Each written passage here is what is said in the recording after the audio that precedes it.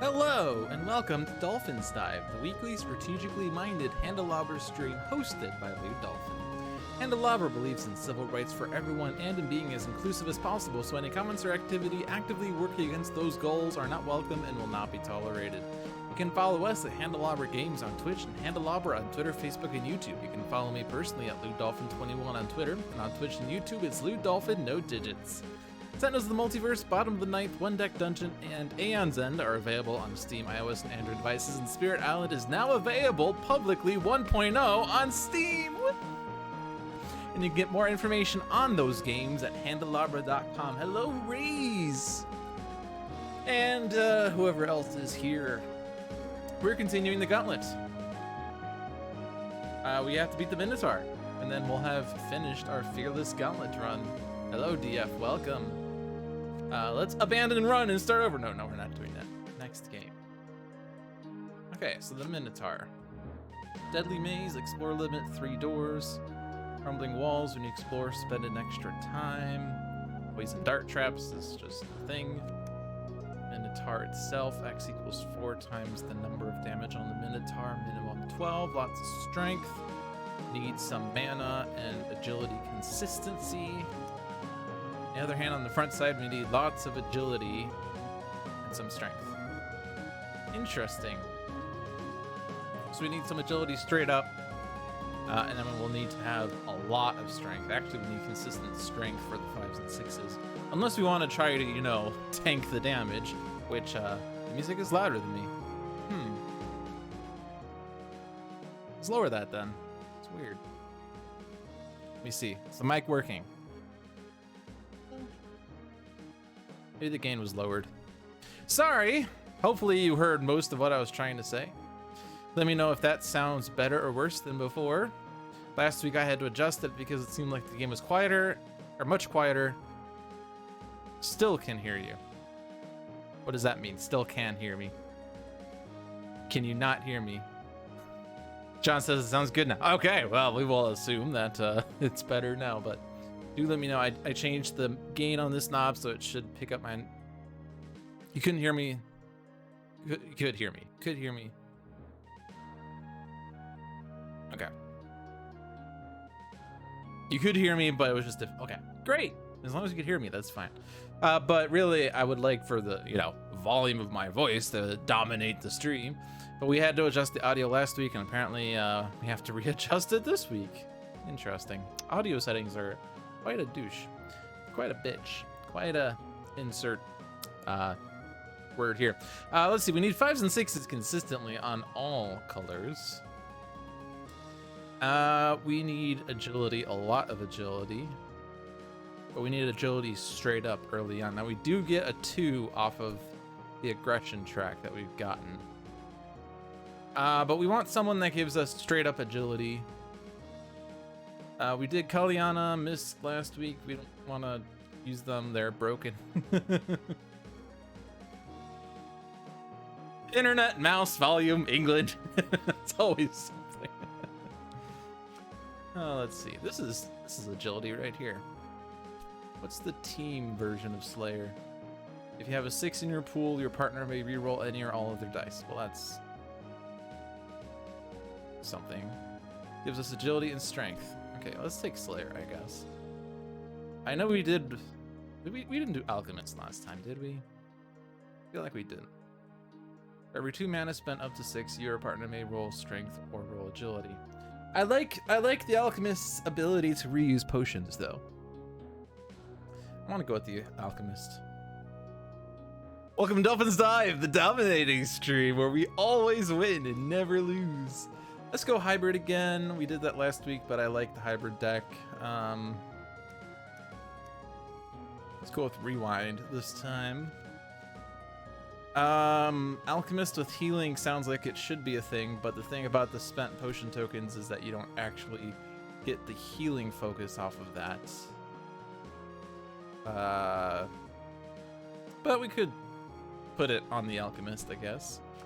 Slayers, 6 in the pool. Will that work with aggression? Well, no, not particularly.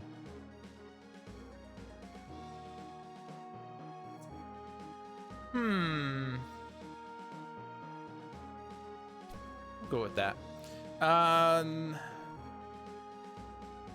So you have agility. We would like to have agility.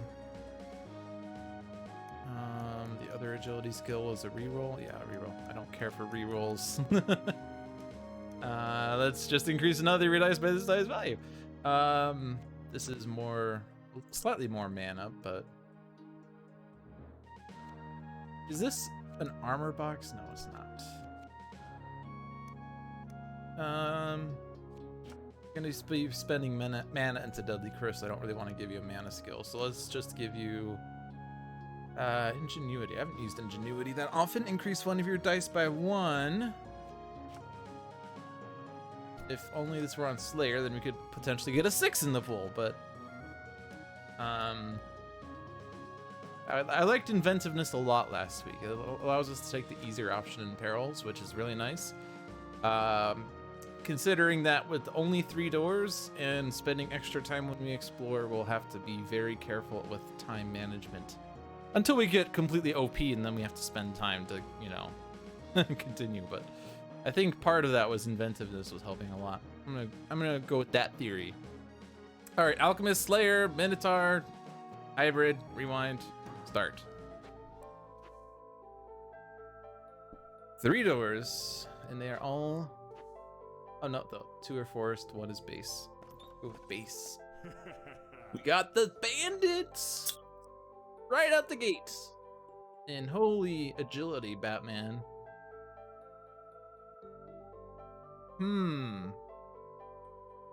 Making an agility die uses 3 dice, not 2. Okay. Well, that's going to be very tough with the dice distribution we have, but the consequences: damage, damage, damage, damage, damage, time. We do get a free 2 though. Get an endless assault. Get a free agility or free heroic. Spend mana to get extra agilities as needed. Might be fine. Early cleave, increase up to 4 of your dice by 1 each. That will help a lot against the Minotaur, I'm sure, because you'll need to potentially increase 4s to 5s and 5s to 6s. Who wants that skill? I don't know yet. Let's just win first, I would say. Okay. Those are numbers. Strength is perfect. That's great. Take this roll. That covers an agility square. Let's take an agility. We need that over here. Are we basically like done? On the first encounter, we're basically done. Except we actually need to have 1 more agility pip. How am I going to get an extra agility pip? Oh, I know, Deadly Chris. It doesn't matter who rolls it, I think. Store heroic here, we need to complete a combat encounter. So momentum is going to give us, well, momentum. Just win first. All right, who wants this? This could combo with blind luck to get us a 3 for free. Or we could put the strength die from blind luck into cleave. Lose 2 pips, gain 4 pips. Or we combo it with precision to get whatever number we need. So probably Slayer's better, because there's nothing really over here that we could use for that just yet. You thought it was undo until the beginning of the game. Yes, that's my usual strategy. All right. Awareness or strength die or for experience. We used awareness a lot last week. Getting it early in Perils helps because it allows us to bypass some of the bigger numbers. Like we have 5, 3, 6 here, they'll become 4, 2, 5, and that's a lot easier to manage. How many of those are terrible consequences? Damage, armors, damage, and heart. Yeah. Can we handle this? We would momentum because we're gonna get that die back anyway. Fearlessness die, Deadly Chris, unless we get a 6 somehow, but we could also, well, you don't have a mana die, but you could blind luck and cleave and precision, maybe. Consequences, 7 damage 1 time. Well, the armor box is the first Juggernaut. Then however many boxes we cover will mitigate the damage. And we want some damage on the Alchemist because we want to be able to descend and heal a damage. And whenever we use a potion, heal a damage. So we need to get some damage on the Alchemist. So let's go! 3 there. Those pips are less than they were before. Alright, fearlessness. That's, well, something to put in a cleave, I guess. We got a 6. We did not get a mana 6. Achieving a mana 6 could be tricky. How's our strength situation? Terrible. We do not have enough even with these dice. So something needs to give. We could do a reroll though. Let me undo to that and remove. There we go. I just wanted to see where the dice were. Okay, so if I re-roll 2 dice, what 2 dice would I re-roll? I could gain a 2 and re-roll that. I don't want to re-roll this. One of those could go there. Probably both of those could go there. It's basically good enough. But getting a 4 would do better, right? We can take a 2. We do need to cover the strength. We could re-roll the strength. We do need a... Well, I guess if we're going to put the 1 into the cleave. But if we're going to re-roll this, it might not be a 1 anymore.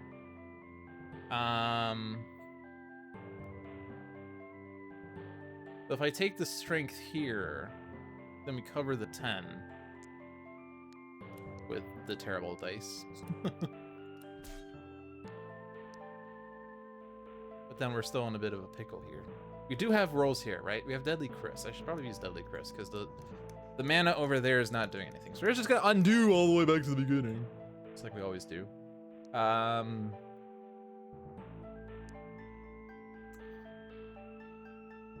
Trying to think what I would want to Deadly Chris for. Like if I resign this 1 to being for cleave,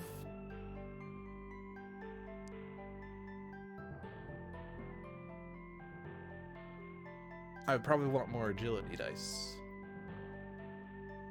This agility's not doing anything. It's not even gonna help if we put in Deadly Chris.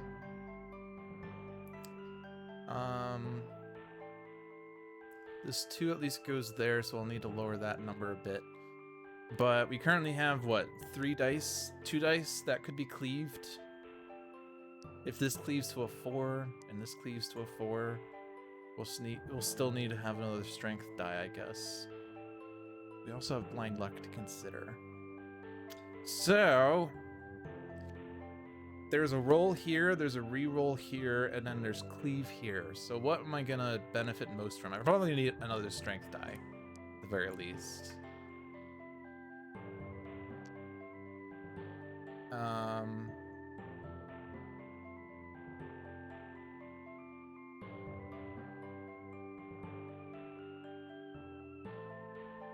Take that blind luck. Yeah, so I should take agility here, I think.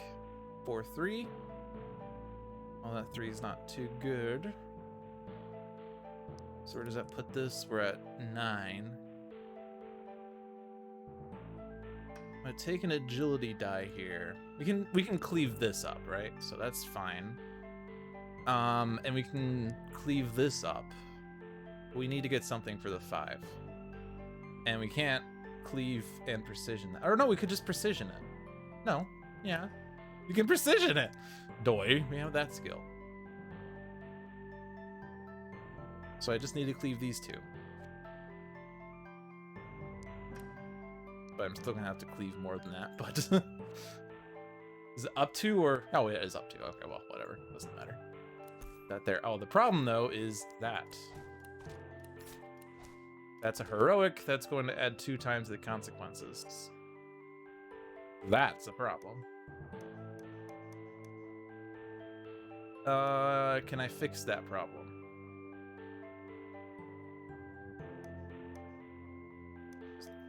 these back. We didn't use the reroll yet, did we? No.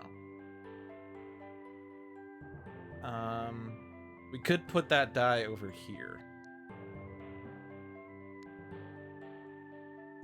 That could be cleaved.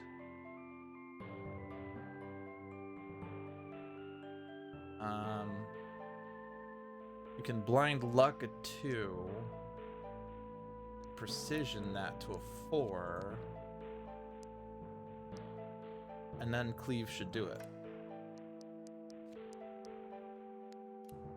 There we go.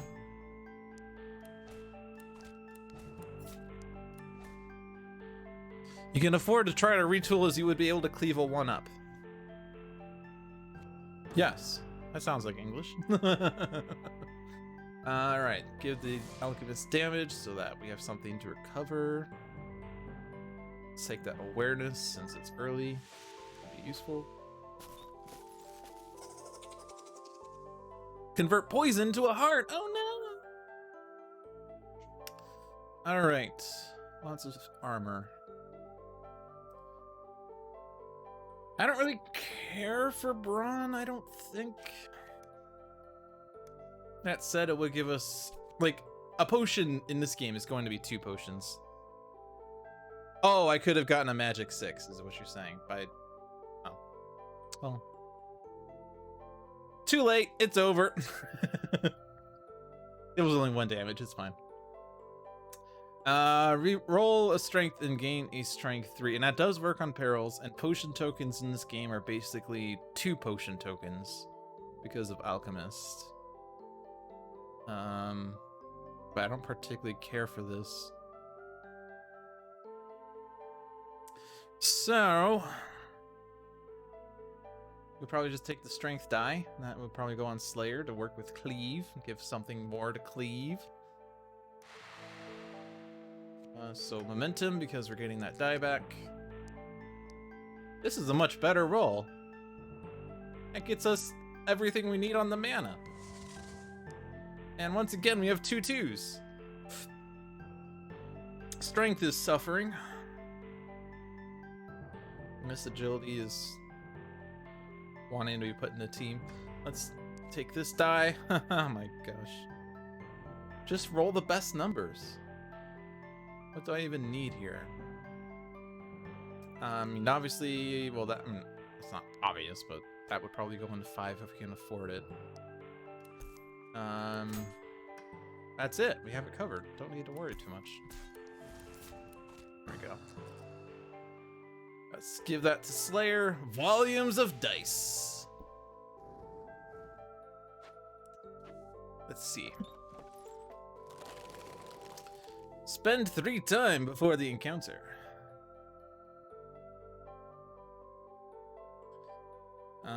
Lots of scary numbers. Consequences are rather small. Agility die for Alchemist. I don't care for Flurry.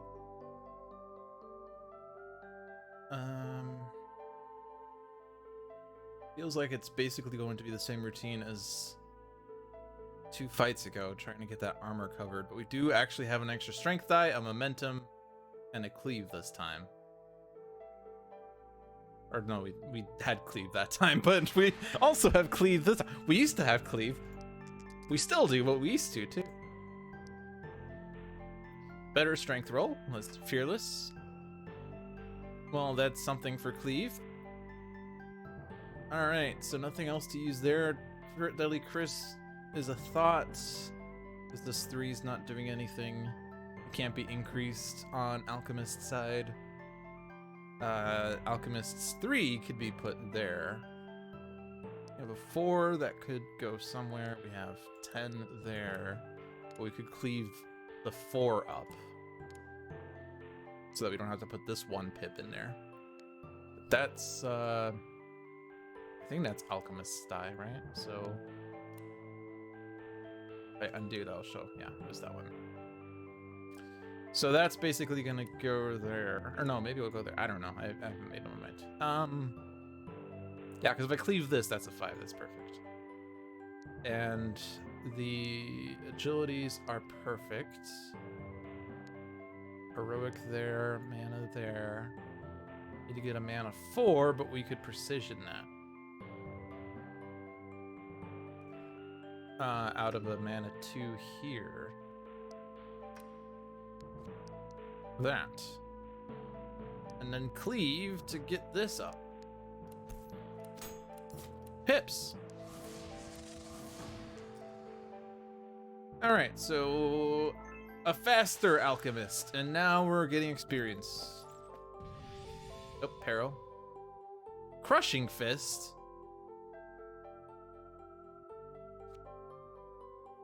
Guess that's gonna replace awareness because I don't want to lose cleave.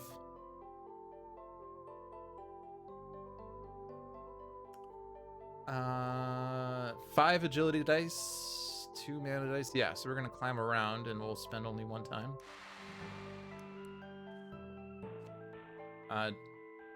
This is not a combat. I shouldn't need this. We have 5 agilities plus blind luck plus awareness, so it should be easy. Should being the imperative word here. And we don't even need fearless, or we don't even need blind luck. All right, sorry awareness, but 2 strength 6s is going to be really good against the boss. That's not the button I wanted to hit. 2 strength 6s, and then yeah, does spend some mana, but we don't need that much mana. We just need 5s and 6 manas consistently. But we have some consistency here. That's not mana, but it's consistency. It's not the consistency skill, but it's a means of consistency. There's no poison on the party. We haven't even seen a poison consequence yet.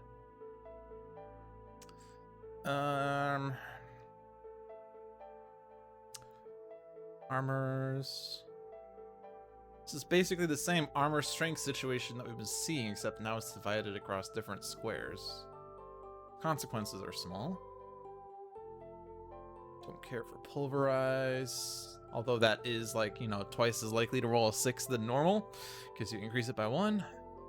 Agility die. Don't really care about. I could replace this, but that's not going to do anything because that's going to be lost. Okay. Now I will get a poison consequence. All right, we're going to do this. It's a combat. Momentum it up. Roll, roll. Fearlessness, roll.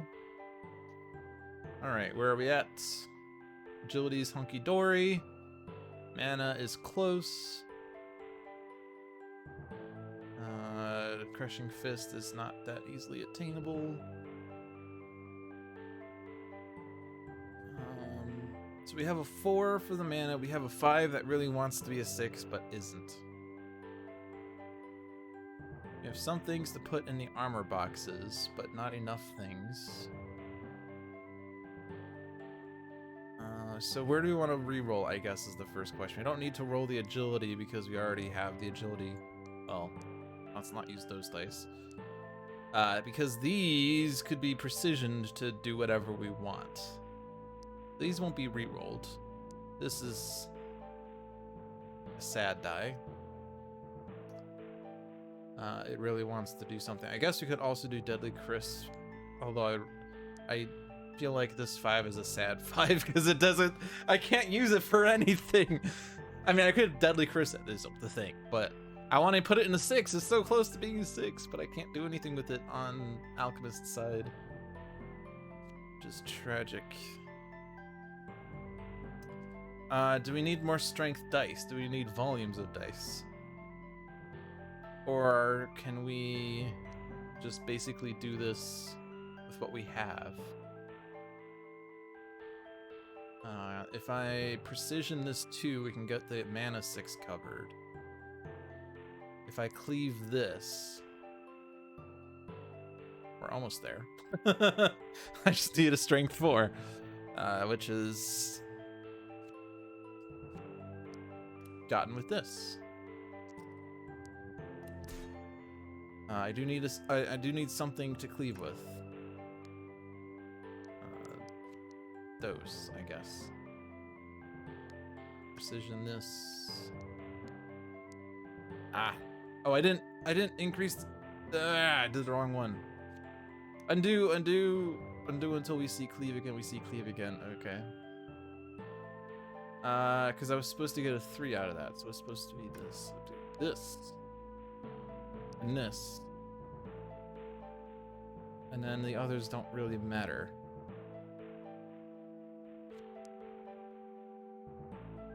Or was I blind lucking? I think I was blind lucking too. Blind luck and then cleave. I'm gonna get this right one of these days.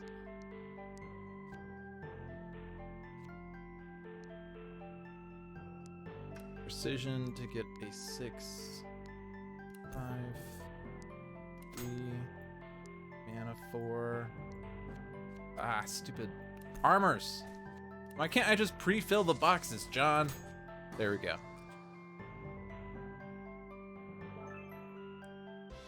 And there's the heal. So the damage we took is now gone because we healed, because we got a potion token. All right, so now we're on level 2. I don't care for accuracy. That is too expensive. Although we could get a skill that allows us to use another skill for free. And that would be really good with getting a free heroic 6, even on boss fights. We don't have that skill though, and we don't have a guarantee we're gonna see that skill though. But the mana die is tempting because we want something to fund Crushing Fist, because we do need to have 6 mana pips to put into that, and we don't have other mana means right now. So I guess that's going to go to Alchemist, and we still have a bunch of agility, so we can pick the lock.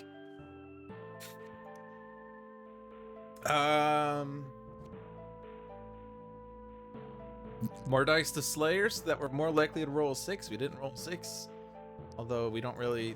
Like, it's really funny because if you have, like, Rhythm is a really weird skill because if you have a 6 in your pool, then your partner may reroll, which for one, rerolling is a bit, you know, not ideal because it's not guaranteed to do what you need. And for 2, if you have a 6 in the pool, you basically don't need to reroll because you'll basically have things, unless you have a 6 and then a bajillion 1s, but Migrant P is getting ice cream. When I see ice cream, I scream. All right, another peril. Balanced attack, spend 2 strength, get a strength die back, plus an agility and a mana, and also increase 1 of them. Don't particularly care, TBH. Just because it spends 2 strength dice, which in a 2-player game, the strength could be divided and it's not going to be easy to get that strength dice. Plus, you're rolling, which means it's random what you get. Plus, increase 1 of them by 1. Well, I guess that could be nice. Now I have a card with poison consequences. Uh-oh. So it's gonna happen. But yeah, we need strength dice against the Minotaur anyway, so I don't want to get balanced attack. The agility die would have to go to Slayer, which is okay. I don't really want that many agility dice. I mean, we do want, I guess, for the front. On the back, we just need consistency. I guess, like, agility helps with precision, right? So maybe, yeah, Slayer agility is fine. We have 3 strength and 5 agility. I actually want to just run through because I feel like that's a bit easier. Let's see what happens here. We got a 6 in our pool.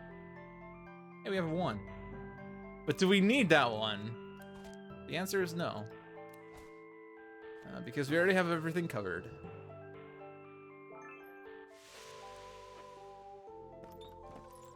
Oh boy. Hello, Phantom. Fancy seeing you here. Immediately discard all 1s and 3s. If we discard every single die, we die.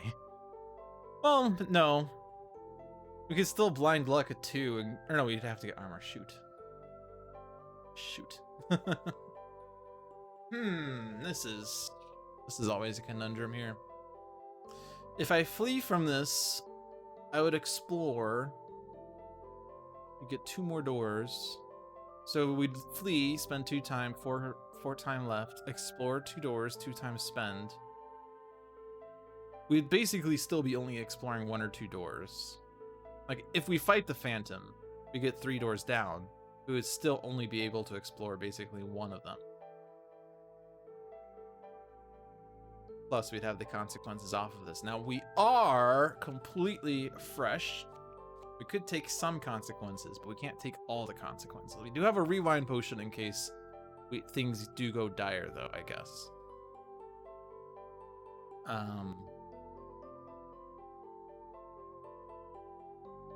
So the other question is it worth fighting, even if the consequences are terrible?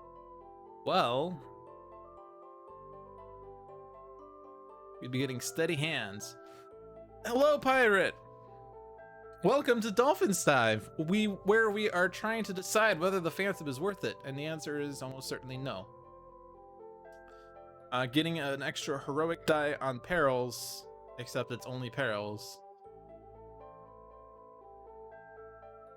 Waves. He is never worth it. We fought him last week when we also had to discard all 2s. We were discarding all 1s, 2s, and 3s, and we still managed to do it because we basically rolled only 4s, 5s, and 6s. Yeah, the thing is, I would need to cover a Strength 4 and an Agility 4 in order to even start covering up other squares. That's worrisome. Plus, Endless Assault isn't actually good because we might discard the die.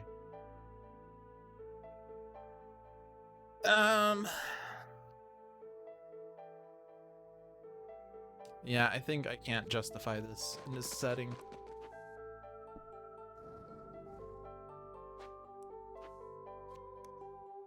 Let's check out this door. The rune puzzle. 3 strength, 3 agility. Both heroes at their item limit. Clarity potion. Reroll all your 1s and 2s and roll a heroic die.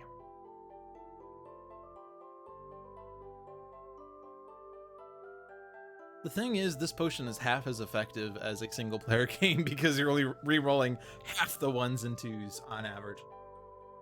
Hello, Hoey, and welcome to One Deck Dungeon. Can I destroy it? No. 3 strength. I would decipher it. We do have 4 dice plus blind luck. I do want something. We'll take something. This armor 5 though is going to be annoying. Because if I don't roll a 5, it's done. Well, we rolled a 5, but barely. I also got a 6 here, so I could have done a reroll, I guess.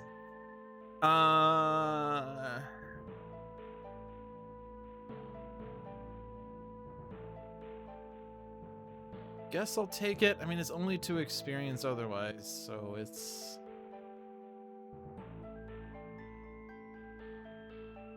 kind of, it gives me a potion token, so that's the justification. Oh no, Alchemist will take damage. All right. Finally, an encounter that needs mana. We've been missing those. Oh, I guess we've been having mana stuff, but whatever. Spend 3 mana, roll 2 agility dice. Don't particularly care for that skill either. I don't like the skills that just involve you rolling more dice, because why would I take those when I can just get items? But I guess this converts extra mana to 2 agility dice is the way to thinking about it. Because like in the fights where I've had extra mana dice that were sad and couldn't do anything, I could have put it into haste and gotten agility dice out of it. So that would be going to Alchemist. On the other hand, we are going to be converting an item to experience, so we will have an item slot open. We could basically just swap this sword for this sword. Although that will make us 1 sword short. We do have a plethora of agility. And we do need more swords against the boss, so this might be a good opportunity to take out this agility and turn it into a strength die. So let's go ahead and do that then. And it's a combat, so we might as well use momentum because we'll get it back. Let's even up the heroic dice. Although I guess it would make sense to put it on Slayer for cleave purposes. I just like to balance out the heroics. We don't have a mana 6, which is tragic. And we don't have enough of pure mana to cover the 9, which is also tragic. But less so. We have 2 strength 1s that are not doing anything, but they can be put into cleave or something. Fearlessness. Do that. Agility, heroic 6. Awesome. Endless assault reroll. I mean, I guess that would make sense to do it here. But if we're gonna put 1 into cleave, we don't really want to reroll that. So do we need to put it into cleave? Well, we could cleave this 4 to a 5, and that covers another strength square. This 1 isn't doing anything. We can get a blind luck too. That would cover the 3 with cleave. The 6 probably could just sit in the mana, because that's basically where it's gonna go. Alchemist is really killing the agility game in fights where we don't need the agility. But hey, we got the agility done, so these agility dice are extra, and we'll go into precision or heroics. We need mana is the other contention. I mean, I guess technically we don't need it because we have that. But we have 3 mana left over that doesn't fund Crushing Fist. And it only funds 1 die out of Deadly Chris. Plus this sad strength die.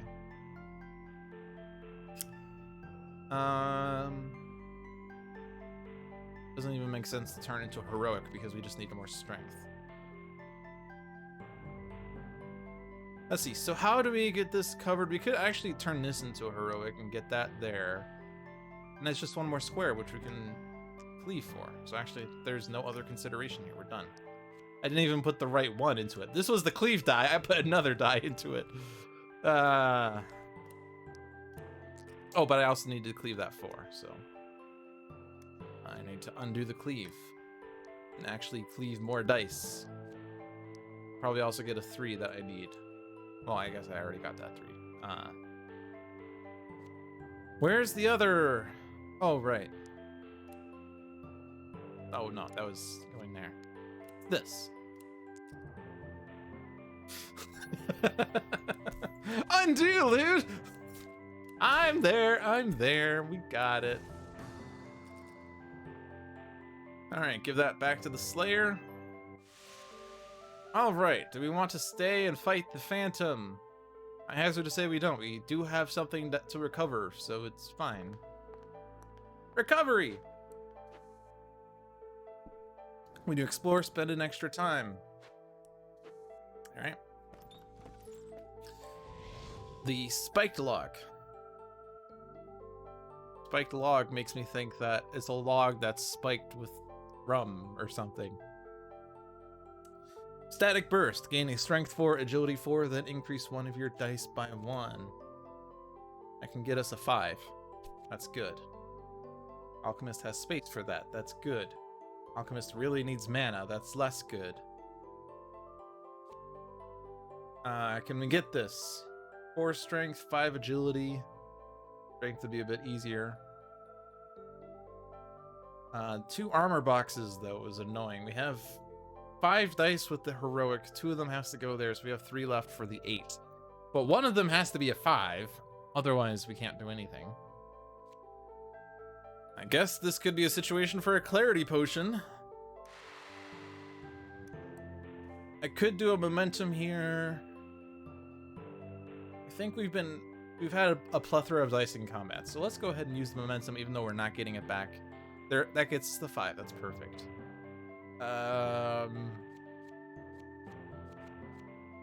Slayer makes it more likely to get a 6 that we can use to reroll this 1!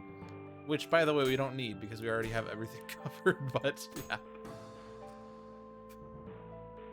I guess I forgot we also had this too, but that's fine. We had extra dice in that setting.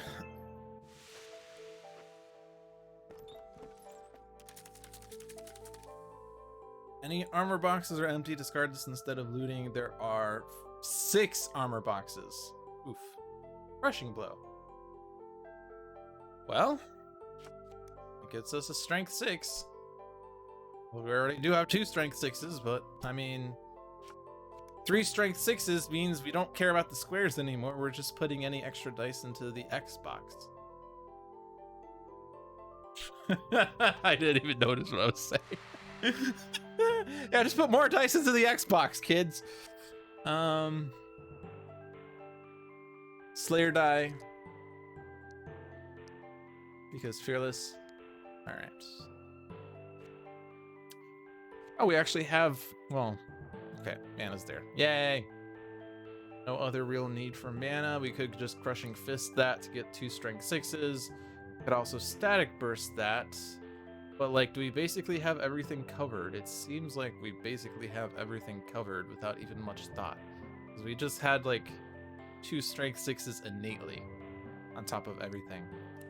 So let's get the armors covered. That's not armor. Let's cover more armors. Armor, and then that. We didn't even need any skills in this fight.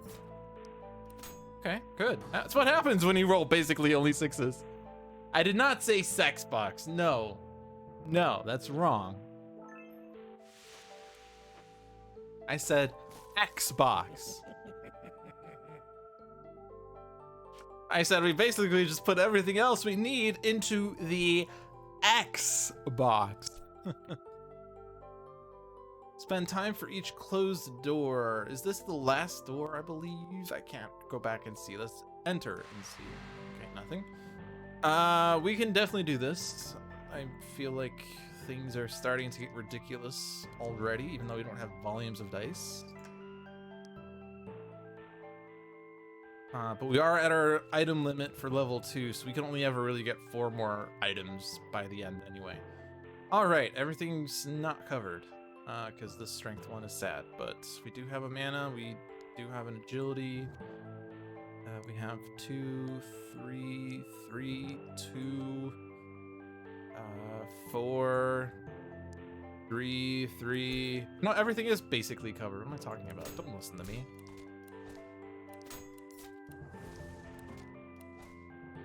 Time for Gen Con event things. Alright, have fun. Hope you enjoy Gen Con. I'll just sit here and beat this game into oblivion. Both heroes are at their item limit, both heroes are at their skill limit. Is it worth getting an extra mana die on Alchemist? I don't care about Blitz. I mean, that basically is a die increase, but oh, so does Cleave, and things are already pretty good. We don't need agility as much, except for, you know, this looming 12.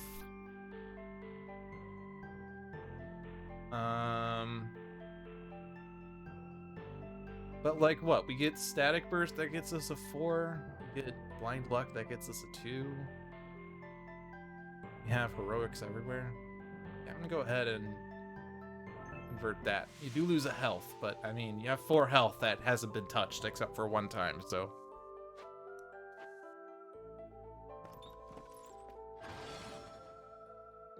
Dexterity. The mana version of Crushing Blow. That's also tempting. If I could find a place to fit it. Because with Static Burst and Dexterity, the agility is done.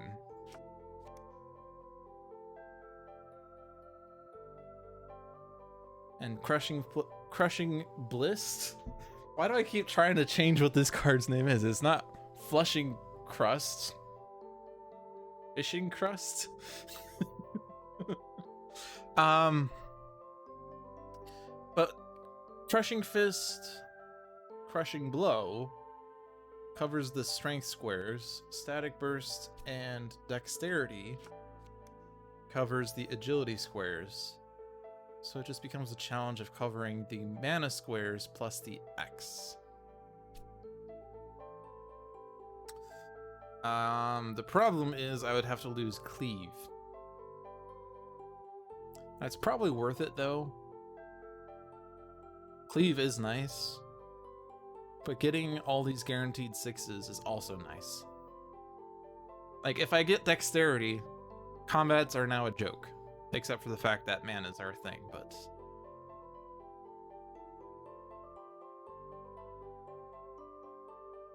I could leave and come back after getting to 3rd level.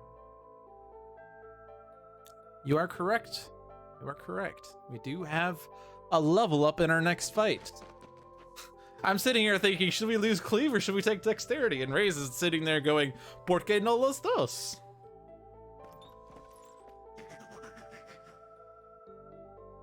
Shimmer Blast, don't care. Strength Die, don't care.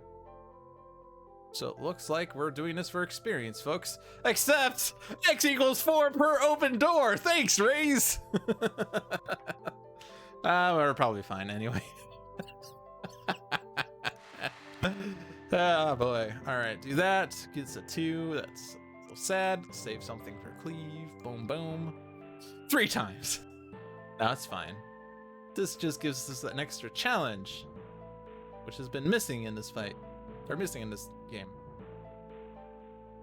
Do we need to reroll? We don't need mana at all in this fight, so Crushing Fist to get 6s. And 1 short for Static Burst though. But that's probably fine because the agility's done. Cover the armor. Cover the armor. Then this one is not doing anything except maybe going to cleave, but let's take a 6 first and see what we can do with that. Covers that, covers that, covers that. Covers, covers, covers, covers. See, it's already ridiculous. We're already at ridiculous level. If I static burst first, I could also afford Crushing Fist. Well, yes, you're not wrong.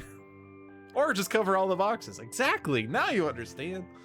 All right, 4 strength, 4 agility, we're climbing around. See, we're ridiculous, except we're ridiculous in combat. We're not ridiculous in peril. We still need to get a strength 5 in order to actually do anything in this fight. And also we need to get a strength 3 in addition to the strength 5. Summon a momentum because we... All right, there's a strength 5, there's a strength 3, and there is a strength 8. Stupid TV Twitch app crashed again. I think you need to send it in for repairs. Okay. Free strength 6, free strength, I mean not free, but strength 6, agility 6. One of them could be funded by blind luck, so essentially free. But most likely we'll have a strength 1 or agility 1 that's not doing anything and can just go into one of those. So yeah, we got that. So combats are now easy peasy. Heroism potion. Because we really need more 6s.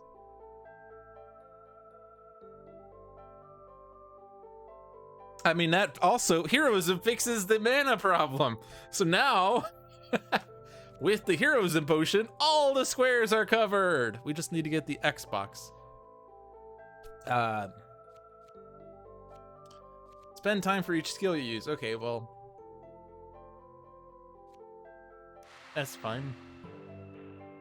It just means you shout, no! 2 minutes too late. Oh boy. The delayed John saying, no, don't do that, do the other thing, is what made my Slay the Spire experience all the more fun. Why would you take that card? That card does nothing. I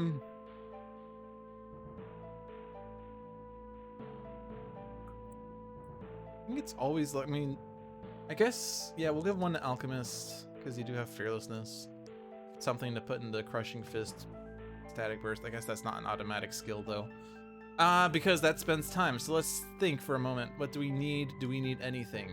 Mana is there. Agility is there.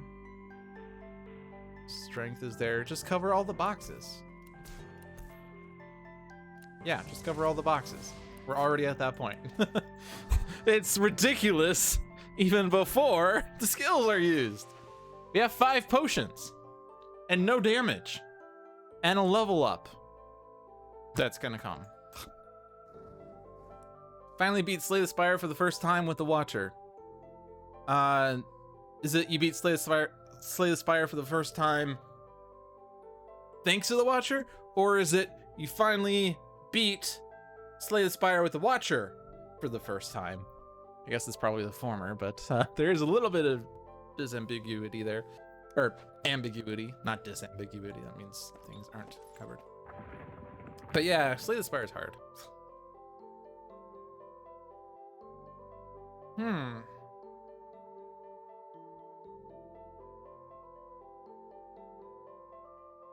I don't normally care for critical strikes, but the thing is, you could heroism agilities to 6s, and then convert them into heroics, and then they cover the Xbox!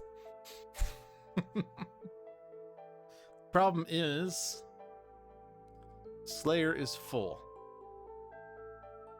And Slayer is the one with agilities.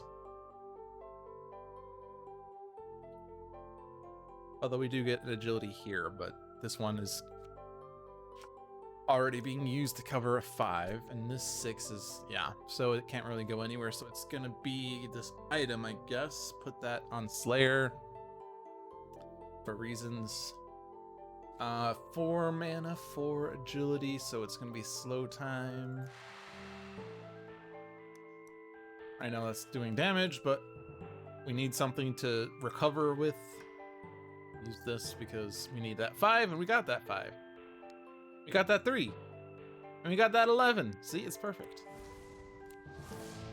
If I hadn't used that extra agility, or that extra heroic, we actually wouldn't have been fine.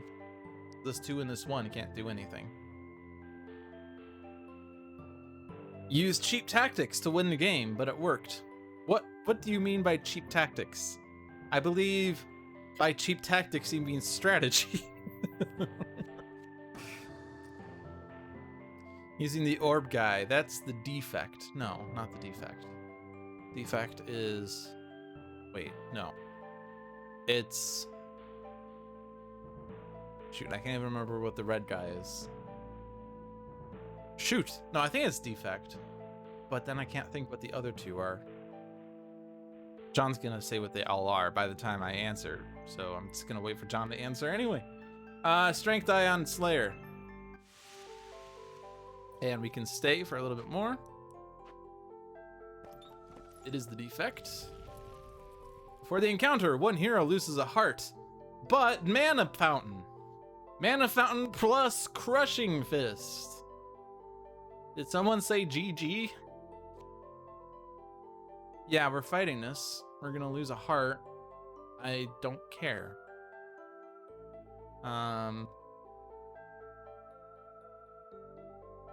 Yeah, I don't care.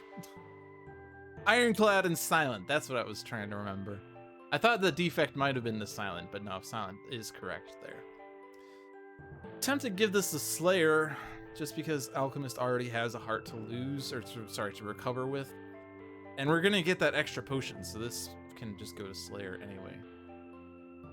You also get an extra heal when you use a potion, plus cure. So that's cool. Alright. Did someone say GG? Alright, that. So it's not actually totally GG just yet, because we do need a lot of mana. So Crushing Fist and Static Burst and Deadly Chris are probably not going to be used. We don't have that mana 6. We could Static Burst to get a mana 6, and then a lot of other problems arise. So what can we do? What should we do? We have a 6. We have the other agility squares covered with terrible abusive dice. We have the square, not that. We have the strength squares covered. So, what do? We can do this. Do. The thing is, though, actually, let's... Whose die was this? It's not yours. That's yours. We could dexterity that to get a mana 6 if we need it. So that can stay there. We could dexterity to get that. Or just use that 6. Although I guess I needed something to heroic with. So where are we here? We have 12. So I just need to cover this. So why do I even need to precision? I could just make a heroic 6. Hell hath no fury like a heroic 6. Alright, Alchemist, Mana Fountain. So now we actually have 2 free strength 6s. Literally 2 free strength 6s in every fight. Every combat, rather. Let's descend because there's no reason to stay on the floor. I guess the reason to stay on the floor is to explore the 3rd door, but we are already OP, so we don't need to do stupid stuff. Cannot place heroics on dungeon challenge boxes. That means these. So we do need to be careful because we have to actually get the agility covered without using heroics. But yeah, sure, whatever. Momentum, bam, bam, bam, bam, bam, bam. Okay. Mana Fountain, bam. All right, 3, 3, 3. Oh, there's another armor. Okay. There's no mana in this fight. So static burst it is. Do we need to increase anything?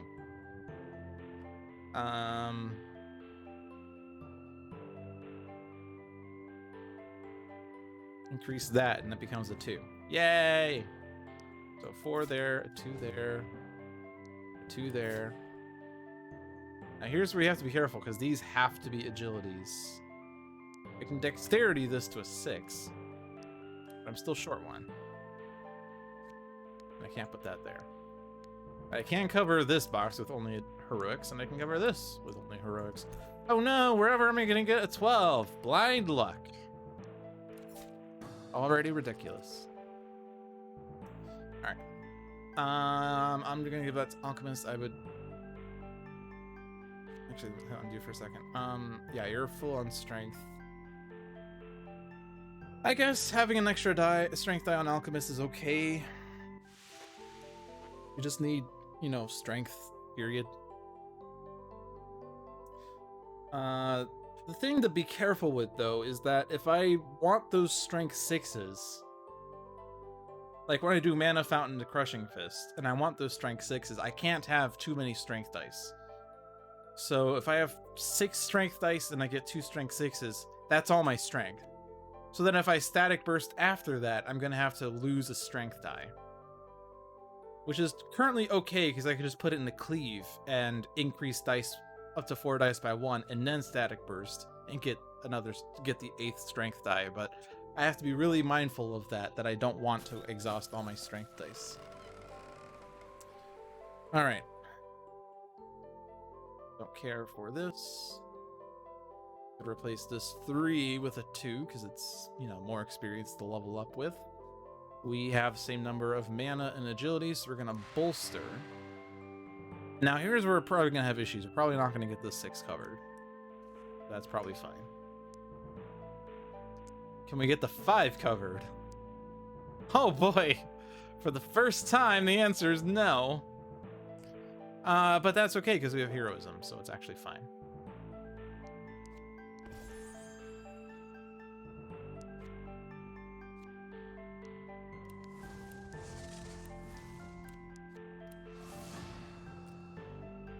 How about more strength dice? Well, no. Convert this. That's what I'm talking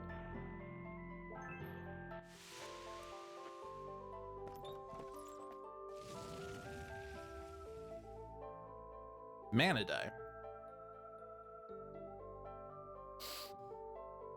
Because we basically have the mana already covered, right? So I don't need the mana die.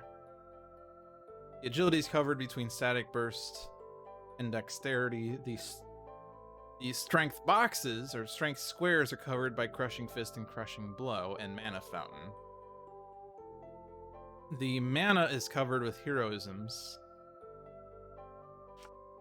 So we really just need strength dice, period. I replaced awareness early to get crushing fist.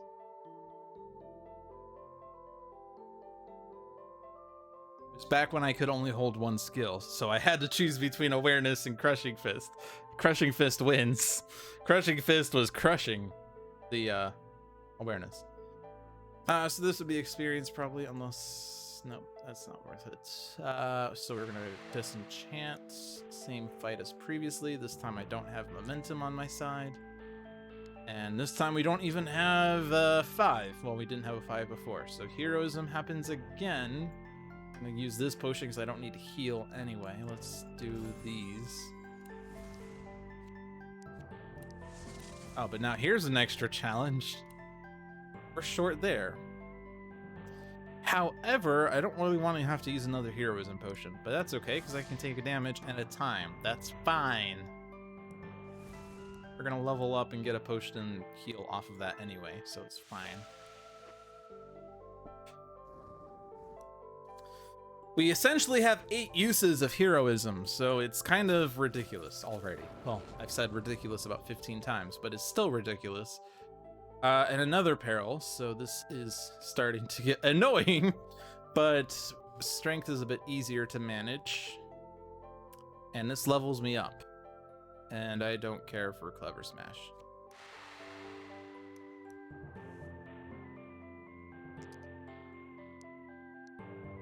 There's a 5, there's a 6. There is not a convenient 3. Which is annoying because now I have to choose again, but, well, I'll give this to the Alchemist because now we have something to recover with. All right. So I think we're already set for the boss, so we might as well just see what this is and decide. Mana potion would not really do much. Mana died. Doesn't do that much. Experience does nothing. I'm just gonna descend. Just end it, you know? We're there. It's done. It's happening. We're gonna do it. It's going to be splendid and glorious.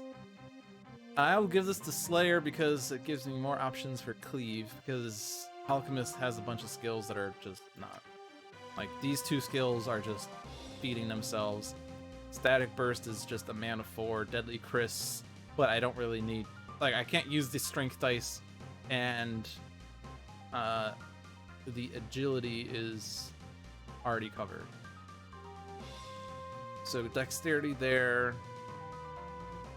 We need a static burst, but before we static burst, we need to cleave. Before we cleave, we need to fearlessness.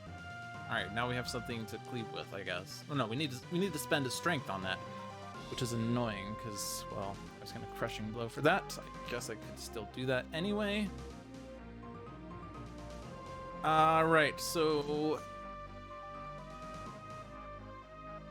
what do we cleave with, or do we need to cleave? We have a bunch of 6s. This is only 12 right now. I don't even need to cleave, right? Because that's already covered.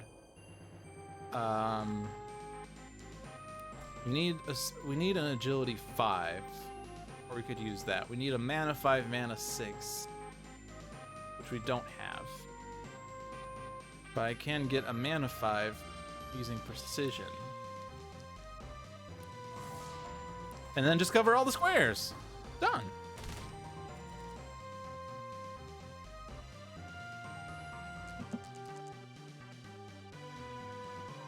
All right, how many? We got 5 damage. He has 10 damage, so it's just one more round. And we can do that without even thinking.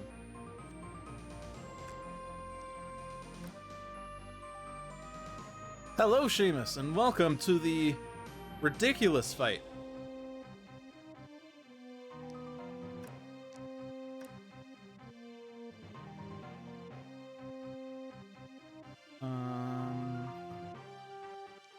There's a 5. Stuff. things. Something. I don't even need all these skills I got. It's just over. It's over. How's that for a Minotaur speedrun? That boss lasted like 1 minute. And we got the Gauntlet Champion. Yay. Go away. Gauntlet Champion. Win a Gauntlet run on Fearless. Yay. And I have things that don't matter because the fight's over. The run's over.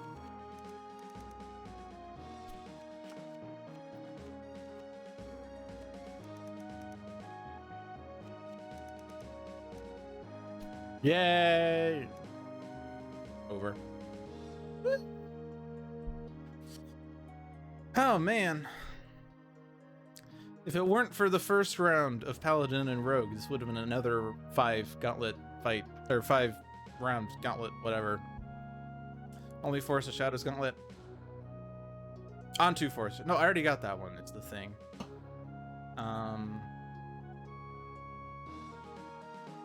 I believe I did that with the 1 deck dungeon 1 year thing or 2 year thing. I don't remember, but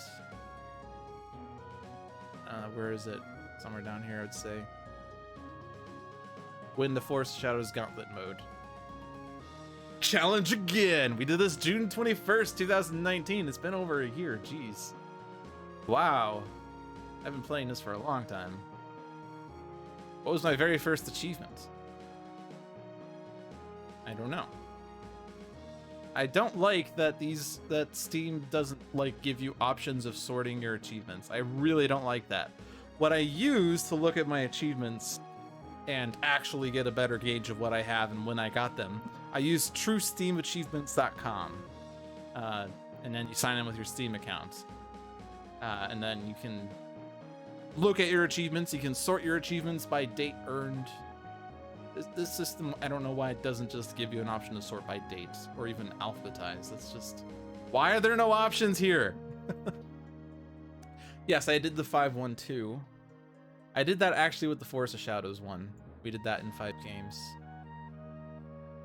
4-game Gauntlet mode was gotten a long time ago, also February 15th, 2019. So the achievements that are left: fill all the spaces on a hero progression sheet, fill all the spaces on the core heroes, fill all the spaces on the Forest of Shadows heroes, win a game using only claiming and using free skills, and then hidden achievements that mainly pertain to dying under certain conditions. You used to use true achievements for Xbox 360. Yeah.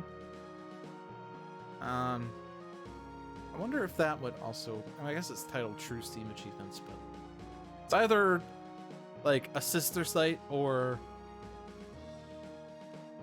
basically the same site, True Xbox Achievements or something. All right, so it is 8:10. It is early yet, so I'm gonna actually shift gears here. I was actually thinking about this because Spirit Island was released yesterday out of early access. So we are going to shift to Spirit Island spontaneously with no announcement. Dun, dun, dun. So I'm gonna have to update titles and things.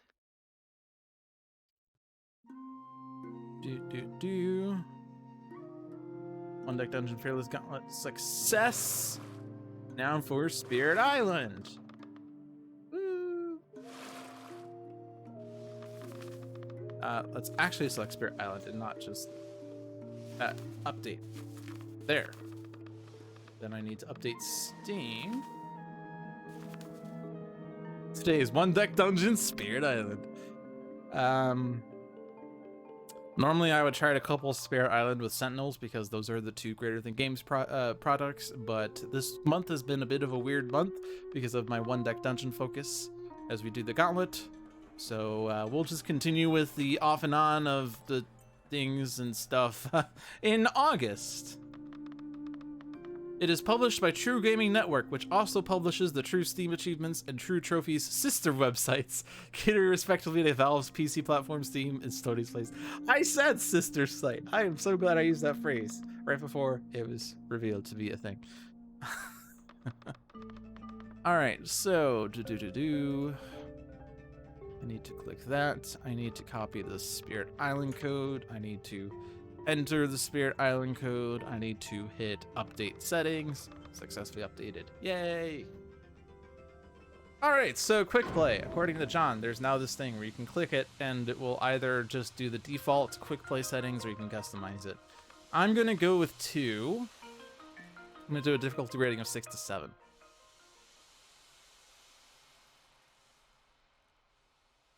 Okay. John, do you notice a problem here? I feel like quick play might not work as intended. Because we now have the west-northeast board. There's also a lack of music, although I guess it's because we're waiting for Lickleland to add presents too. Okay, let's main menu this. Oh, oops, bug report.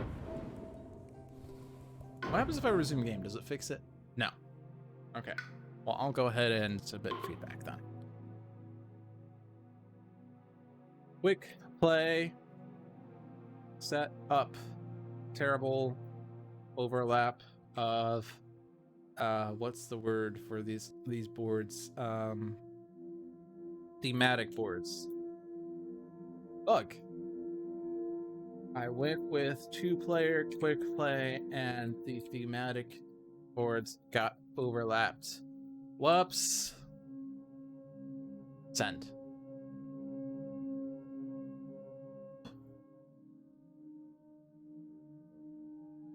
We can set this up manually though.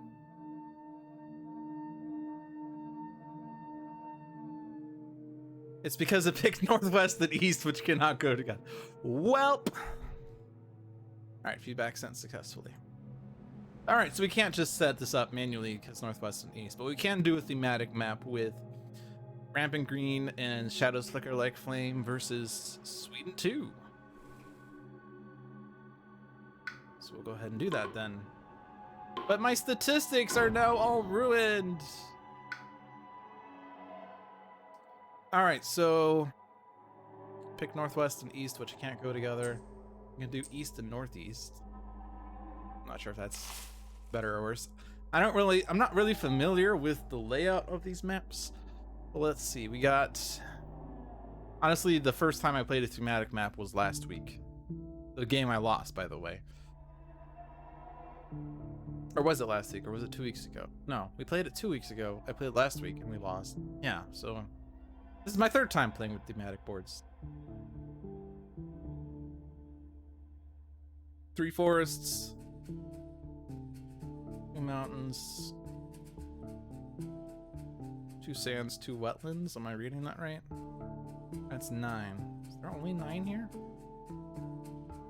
1, 2, 3, 4, 5, 6, 7, 8, 9. Oh yeah, also the numbers say 9. There's only 9 here. Okay. 4 wetlands, 3 mountains, 1 jungle, 1 sands. No, there's 10. It doesn't add the 10. 5 wetlands. 3 mountains. 1. Yeah, sure, that would totally work.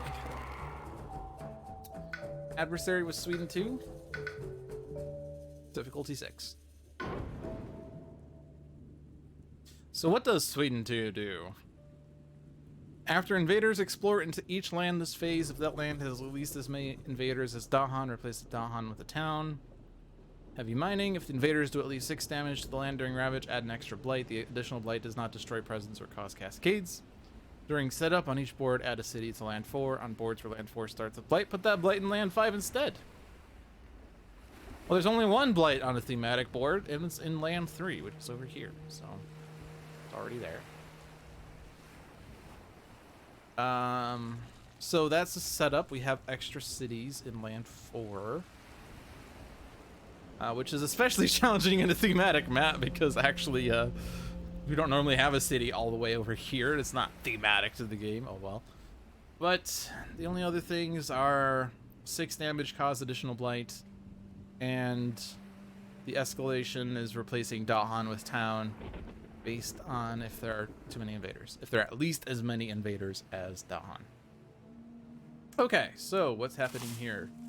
Someone's adding a presence. What's the rule here for your presence? Put 2 presents on your starting board, 1 in the highest numbered wetland and 1 in the jungle without any Dahan. If there's more than 1 such jungle, you may choose. All right, we have 2 choices. Where do we want you to go? You're already at land 9. Land 2, land 5. Land 5 would see more, so I want this in land 5. We're exploring the mountains with extra explorers because of this stupid city. And probably also that stupid city. Okay.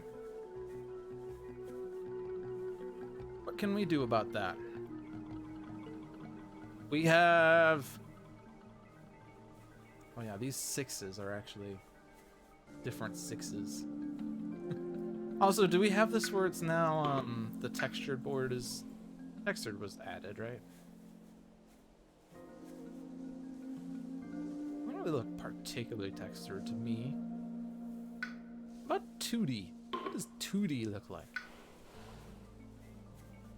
I don't really like that. I don't know. I like having the 45-degree angle. What does texture do? It did make the mountains look a bit more mountainy.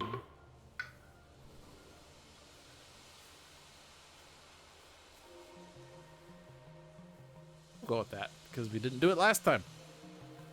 Yeah, stupid Northeast 6 and East 6 are actually different mountains. Somehow. Thinking that you can kind of slightly see that there's a line here. So they explored into East 6, but not Northeast 6. And the river has depth. I guess, yeah, that's the... Oh, I can see it. Yeah. Okay. Right, so mountains. So what can we do here? So we have Spread of Rampant Green, who can destroy a presence in a sacred site to prevent a ravage or a build. Currently, we have none of that in a mountain.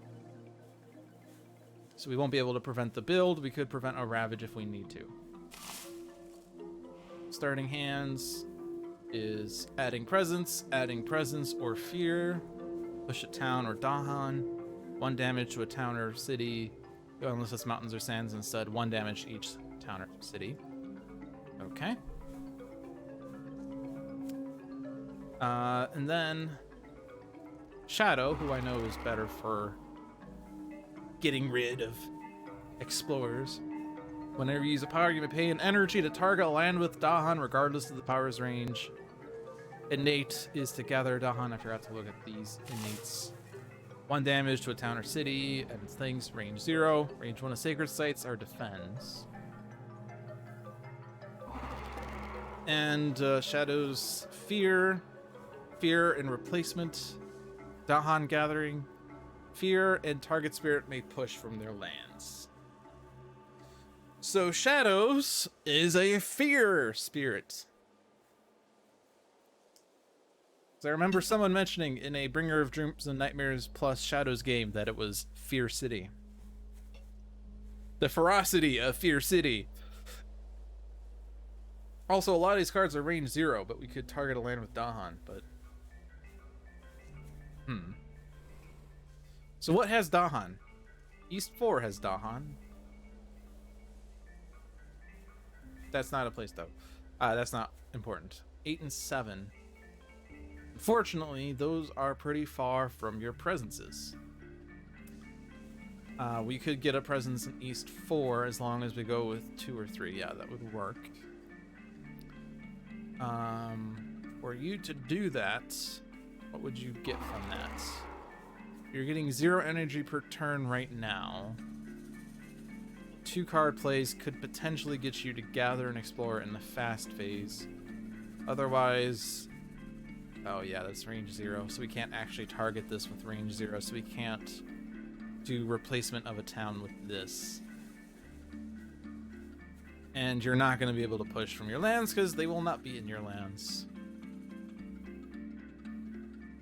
And there's no Dahan here, although we could potentially gather Dahan and then target a land. Although this doesn't work, right? Because whenever you use a power, you may do that. Yeah, so this is targeting a spirit. But you can't target Shadow and then say, I want a land with Dahan. Because that's not really... It's when you target a land with a power. Okay. We could still do this to replace the town with an explorer, but that's not going to stop a blight, is the thing. So we have a bit of a challenge there. We also have a challenge here in that there are 3 lands with explorers. Or are there? No. Because Northeast 7 is actually really wide. It's actually 2 lands with explorers. Never mind. East 6 and Northeast 7. And you do have issues with seeing a jungle, or sorry, with seeing a mountain.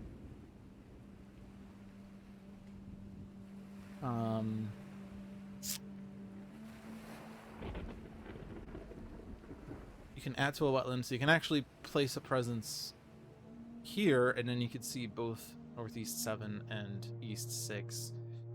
And then is that within range 2? Yeah, that'd be within range 2, and then you could add a presence there, so we could do an extra card play. You won't have too much energy if you do that. Do we need energy though?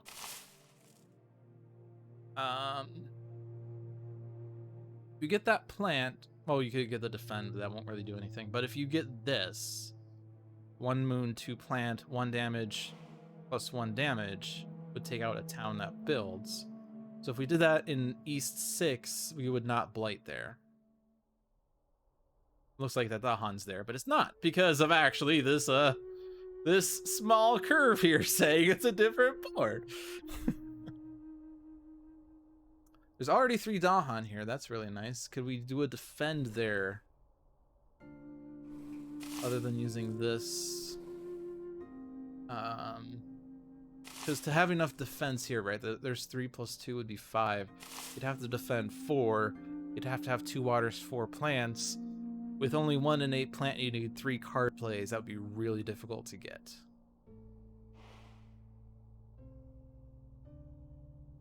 We could push a town out, though, and then we'd only need to defend 2.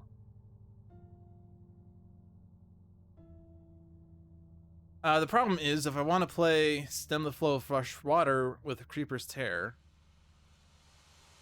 and then I also play Fields Choked with Growth, I don't get the moon. I'd have to play either Gift or Overgrow.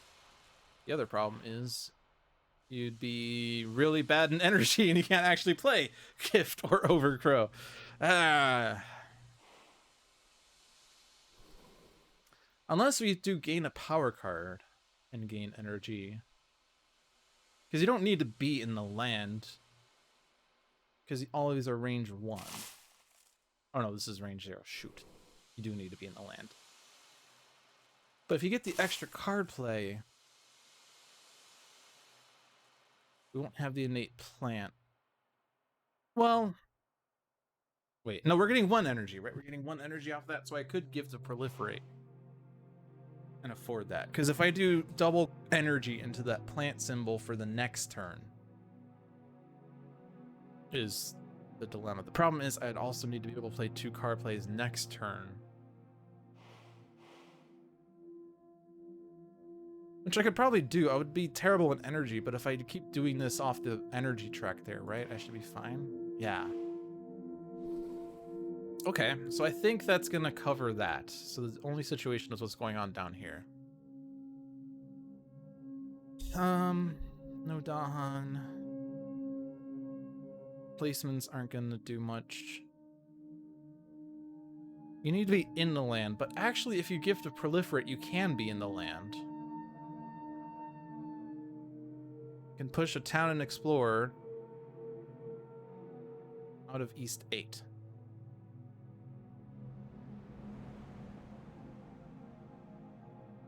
And put it into East 4, which has all the cities and explorers and Dahan, so that's fine. Absolutely fine. So then we just have to worry about East 7 for the next turn. Could we gather this guy fast? Maybe that we could do that. If you get two moons and 1 fire. Well, all your cards are moons, so you just need 1 fire. The pushing one was what? Mantle of Dread? That's already has a fire, so it's any other moon card. And if we want to be able to gather the next turn, we'll want to be able to play another moon card. So how is that going to work? You're going to need to have 2 card plays to get this. You're also going to need energy this turn in order to play Mantle of Dread, so you need to do add a presence, gain energy. So neither of these guys are going to be taking powers, so that's good. So I can just take this. So this is range 3. I just need to be in East 4 though. So I'm taking the super range power. Oh no, wait, no, this is range 3. I can just get into East 8, like right away. But, oh, but I need a Sacred Site. Oh. Range 1 of Sacred Site, okay. I need to be in East 8 in order for Mantle of Dread to work. And I need an extra card play immediately. And then Mantle of Dread. And some other moon card that's not fire, so I guess Favor's Called Dew. Because I would like to be able to do this next turn to stop a build off the next Explorer. And then in the northeast area, we need to... We're going to do an extra card play, right? It's also going to do double presence for you, but the double presence... Well, that puts you up to the plant, but you don't need that plant right away, but... You will need it the next turn in order to be able to defend 2. I already forgot what I was going to do. We were doing something with this East 6. Oh, right. Fields choked with growth and stem the flow of fresh water. So, where do we need your presence to be? Do you need to be in the land for any of these? Creeper's Tear. Yeah, you need to be in this mountain. So, I could put you in Northeast 4 and then add presence into Northeast 7. I could have already done that, but actually, do I want to be there? Would it be better to be in East 10? Probably not. Probably doesn't matter. John fixed the bug! Woo! That's what I call fast developers. Ninja update. Alright, so that gets you this. You don't really care about that, but we can have it next turn, right? You just need to have a water and 3 plants. Unfortunately, neither of these give you water. We're playing all the cards that have water. We wanted this to destroy the town that's in here so that when we defend 2 next turn... Oh shoot, there's actually 4 explorers in there? There's 4. No, my math is wrong! Okay, well, we'll have to figure that out. Probably have to take a power card next turn. See what we can do with that. But we stop the town here. We destroy it. Get fear. Whoop-de-doo. It's not going to stop them exploring into East 10 or East... Well, East 5's already screwed. Okay. So this is what happens when I play solo, is that I spend ages thinking out what to do. But, you know, I kind of like this. Not that I don't like John, because John's awesome, but oftentimes when I'm playing with someone else, I tend to follow their lead, I feel like. And I try to contribute, you know, in my own right, but oftentimes I'm more listening to what they're saying versus coming up with my own thing. Or at least that's how it feels like to me. Okay, I can gather and explore fast. Oh, range 1 of Sacred Site. Oh, right, we're gonna... Oh! Oh! Oh, now I remember. Oh, poop. So I'm not playing this. What was I gonna do here though? I'm gonna gift to proliferate to get you that presence to get the sacred site to do range there. It's gonna stem the flow with Creeper's Tear, which I also realized I needed to get that moon anyway. What am I doing in East 6? I thought I had a plan there, and now I don't remember what my plan was. My plan is we'll worry about it later. I guess I could defend 2 in this level, but I also need to do... We'll figure it out. We'll figure it out. We can get a sacred site there to block the Ravage if we need to. Gift to proliferate Shadow. Alright, so that's going to give you... what?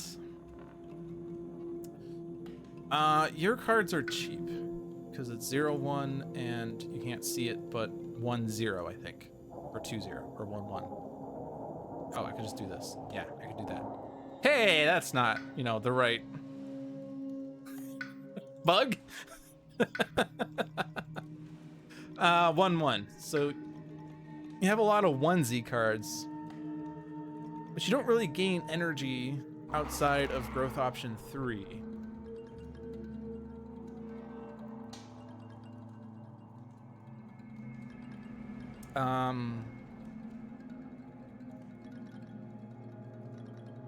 So I might want to give you this energy just so you have innate energy growth. So on a reclaim turn and you have 0 energy, you can actually play something. So I need that to be a sacred site for Darkness Swallows to work, and I want to gather that Explorer into there. I think. Alright, no going backsies. Exploring the jungle. There are only 4 jungles, which I guess is a normal number, but compared with the mountains, feels like there's a few, or much fewer.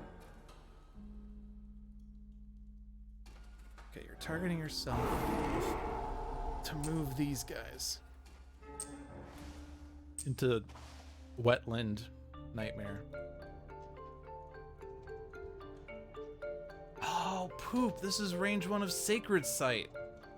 Ah!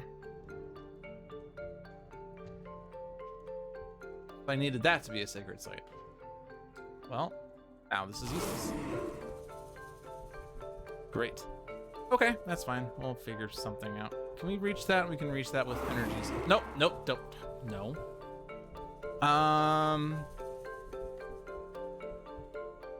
If invaders are present and Dahan now outnumber them 3 fear, that will help to counter Sweden a little bit. Not really, but you know.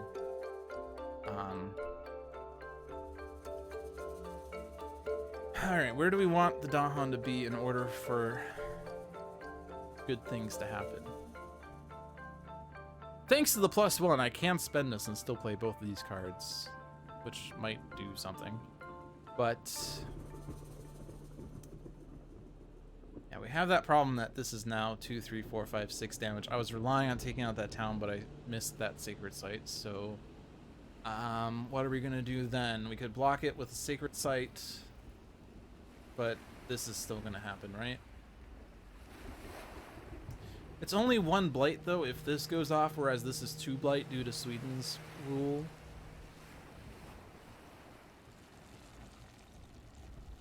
So we might want to put Dahan in here.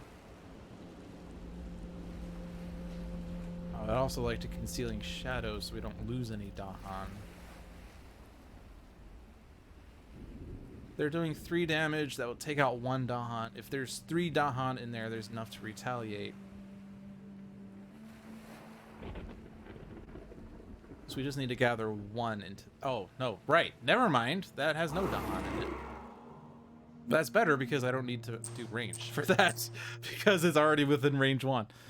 So that's good. So I just need 3 Dahan. Let's actually not... I don't know if it's better or worse to do it a certain way. Let's take it out of that city because that's in the escalation that's gonna convert. There's no... Oh, and these are different lands too. Let's take it out of 9 because land 10 should be a bit safer because it's only seen... It's not seen by anything once we take out that town.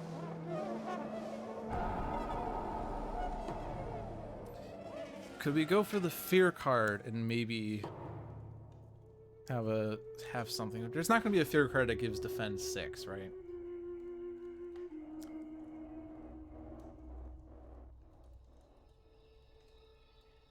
Okay, so you could actually target this with Concealing Shadows. Because now you have the extra energy. I mean, you also could if I just take energy there. Do we need... I mean, I get a power card when I reclaim anyway, but... if I take a power card now, then I will not need to reclaim as early, right? If I get a cheap power card that gives me my elements... the thing is I'm not getting energy. If I get a 0-cost energy card, then it's great, because then I don't need to keep getting energy. The next energy gain is 2 additional, which is nice. I guess if it's a really good power card that I could play right away, I could take presence off of that. So you might want to take a power card. We'll think about that for a second. You don't have 2... well, you don't have 2 card plays. Yeah, so for you to play both of your cards, you would need to take this option and... well, if you want to have 2 card plays and... well, wait, you need the extra energy for that, right? So... we need to play both of these cards in order to get the Defend 2, but I'm not sure if we even... I guess we could do Defend 2 in East 6. And prevent the Ravage. Okay, so that's not ideal, but yeah, I could put the Presence in Northeast 7, prevent that Ravage by destroying the Presence. And, oh, but it's not... is it adjacent, though? It should be adjacent. If I can do the Defend 2 in East 6, then I save the Dalhan. And I save a Blight, too. Blight is a resource, though, but that assumes... well, no, actually, no. I could just put the Sacred Site in Northeast 4, and that does see East 6, regardless of whether Northeast 7 actually sees East 6. I am leaving numbers on the board because it's a bit harder to describe geographic locations when all of these wetlands are adjacent to each other. Plus, I think if there weren't numbers, I would just be even more confused. Like, let's just see how terrible this is, right? How do you know which wetlands are separate in this setting? I don't know which of these are separate wetlands. I guess you could zoom in super close and see the dividers, but that's just a recipe for disaster. At least with the land numbers, you get confirmation that they're separate ones. All right, thanks for stopping by, Raze. Have a good night, and have a fun workday tomorrow. Okay, so if I do a presence off of one of these into Northeast 4, I see East 6. The other thing is they explored in the jungles. So what can we do about that? That's the other thing we have to consider in some capacity. We didn't use Fields Choked last turn. I think I might have thought about being able to do that, and I couldn't actually do that. I could get a Fear card if I overgrow. That might be worth it. What's the numbers here? It's 3, 4, 3. Okay. Resting in the Fear card is good. Getting that Fear card provides extra options, like removing an invader and stopping a build off of that. So let's see. So Northeast 5 has Explorer Town. Northeast 2 has Explorer. Northeast 3 has Explorer. I could push a town out of one of those, probably Northeast 2 or something. This is going to build a city, which is annoying. I could actually prevent the city build by putting a second presence there, as long as I do... if I do these two... wait. No, I need the Sacred Site here in order to stop this Blight, right? Yeah. Ah! The nice thing about having someone else like John, as much as I like John, is that he can, remind me of what I need to accomplish. Okay. Right. What's happening over in this jungle? There's only one jungle here. It has 2 explorers in it. So we can't really use your innate to gather and explore and stop that. But we can use your innate on Northeast 4 because it's range 1 of Sacred Site. That is definitely touching. We could move the explorer out of Northeast 3, stop that build. Do the things, win the match. Okay.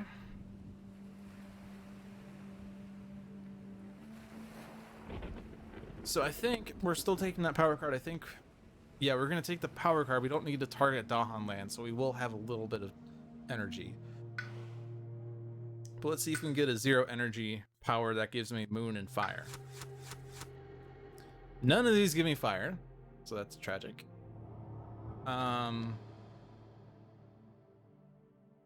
Call to isolation, push an explorer or town per Dahan in the fast phase, and it's 0 energy. That seems really nice. This gives me a moon. I do need more moons. Each Dahan deals 1 damage to a different invader or push up to 3 Dahan. That can take out explorers or set up for, you know, these damaging effects that need that extra damage off somewhere.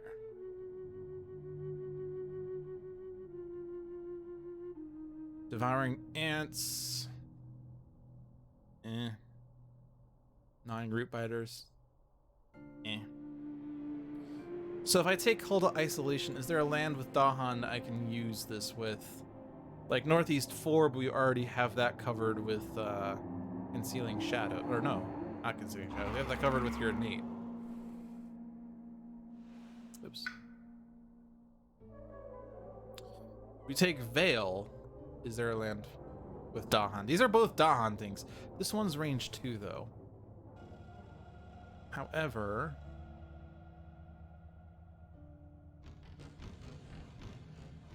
there's not.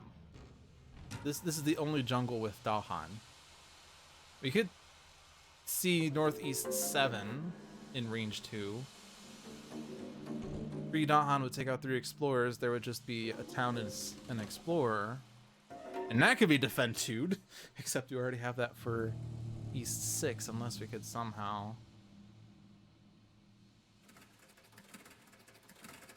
I mean, I guess we could just take the Blight, and then I don't need to remove my Sacred Site. See my Tuesday stream. Oh man, John's having nightmares about that.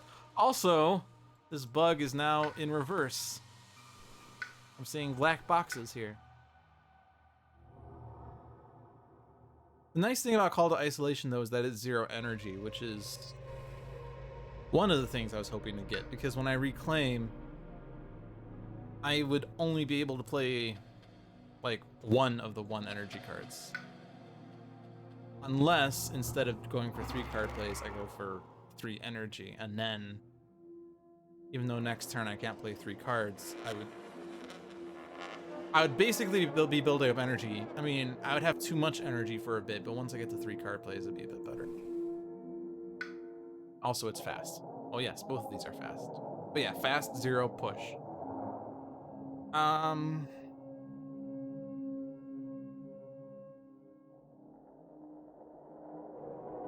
If I take Veil, I can potentially use that with my 2 other fire cards, and then get to 2nd level innate here.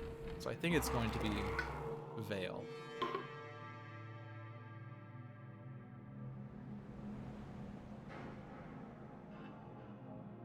What am I gonna do that with?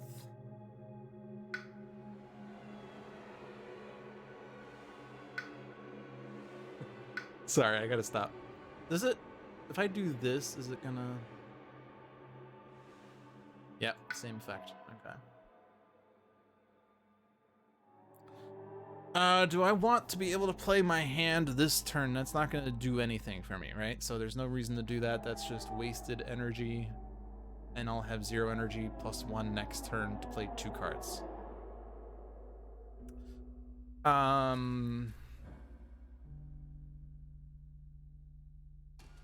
The stupid clause about dealing damage to a different invader is making... Like, if this said deal 1 damage per Dahan, then we could just use that to take out this thing entirely, and then we could focus our efforts there, but we can't. So, what can I do?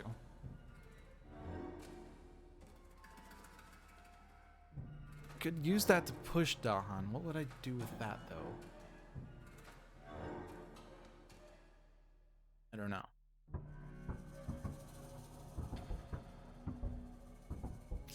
We want to probably replace that city with a town, with Crops Wither.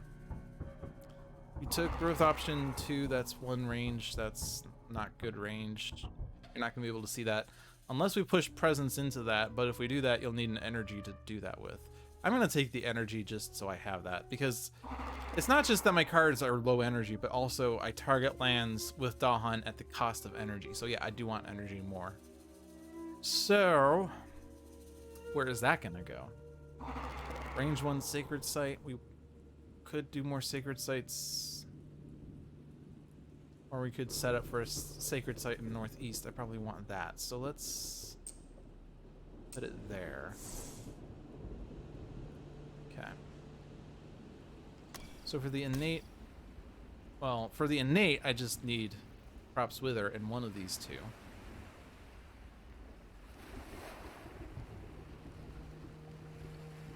So if you do Concealing Shadows in East 6,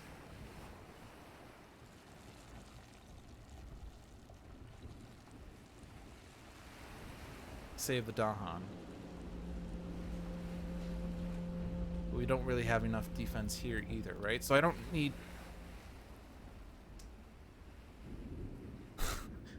I'm getting myself confused again. So let's look at ramping green and see what we're doing here. We can't get to defend 4. We don't have enough card plays. We were going to do a Sacred Site somewhere. We need a Sacred Site in Northeast 7. For that, we need this option. For you to be able to get your innate, you need 2 card plays. Oh no, we already have that. You have +1 card play this turn. But if you want... Oh, if we do... Yeah, we're always going to do that, right? So when you're also overgrowing, so you're adding an extra presence. We're going to get lots of presences here. If we're getting 3 presences this turn... Ah, but I can't gain a power card and add a presence. Ah, stupid growth options.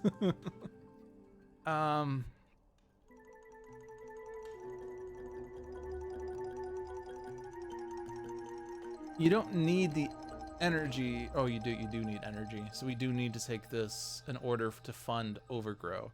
So we do need to do that. Ah, but if we do that, we can't. Oh man, those are problems. Those are problems.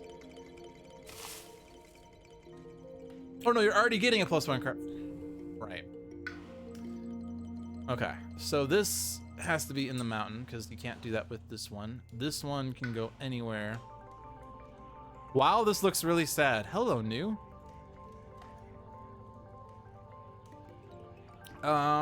Let's see. So Sacred Sites, let's be extra mindful of that. But the thing is, it's only your innate that it needs that. Jungle defense. If we do it here, then we can target that. Although, not really a super big priority, but it's done. The deed is done. All right, then I can play these cards. It also gets me Creeper's Tear.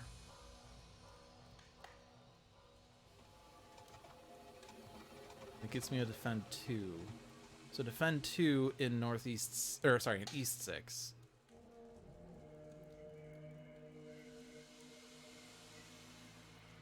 Oh, pulling mountains turn 1. And not just that, but we had a city in land 4 because of Sweden putting a city in land 4, because otherwise, like, this wouldn't have happened as much. Like, this explorer came from this city, so. You're enjoying that I'm having a game like you did on Tuesday. Yeah, it's super difficult to remember all the Sacred Site rules. But yeah, so we need to play Crops Wither here in order to be able to get this innate. This innate that we're going to use in Northeast 3. But what do we use it on? Like, I could have the Ravage go off in Northeast 7, but that's going to do 2 blights. I mean, the Dahan would wipe the land entirely, which is arguably worth it. That said, everything that Northeast 7 sees is currently seen by Northeast... whatever this is. Northeast 5?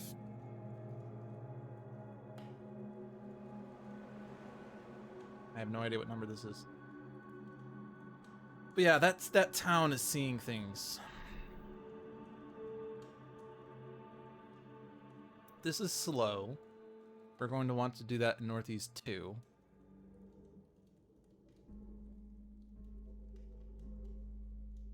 Sometimes blight gonna blight, yeah.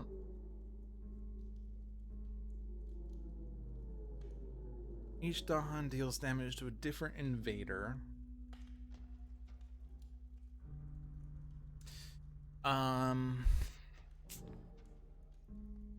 Or push Dahan. That's probably the only thing I can do that is push Dahan, because the damage isn't going to make a difference, right? I mean, I guess I could do the damage in Northeast 7. And I could have the blight happen, but then it still takes out the explorers.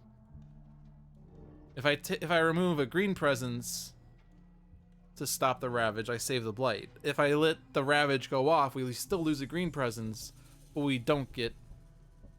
But we get the blight, but we wipe the board. So I guess the question is, what is better? Invaders and no blight, or blight and no invaders? We have 4 to work with. We probably can go ahead and take the blight. Although this is going to be scary. But this is for tomorrow. Tomorrow meaning next turn. So let's go ahead and do Veil the Night's Hunt in Northeast 7. Gather Northeast 3 into Northeast 4. Hello, Howlin. Welcome. I guess, actually, if I gather... Where can I gather? Let me do this for a moment, because we're not gonna... I could rewind. I just need to see where we're at if I do this. If I do this here... Deal damage, take out explorers.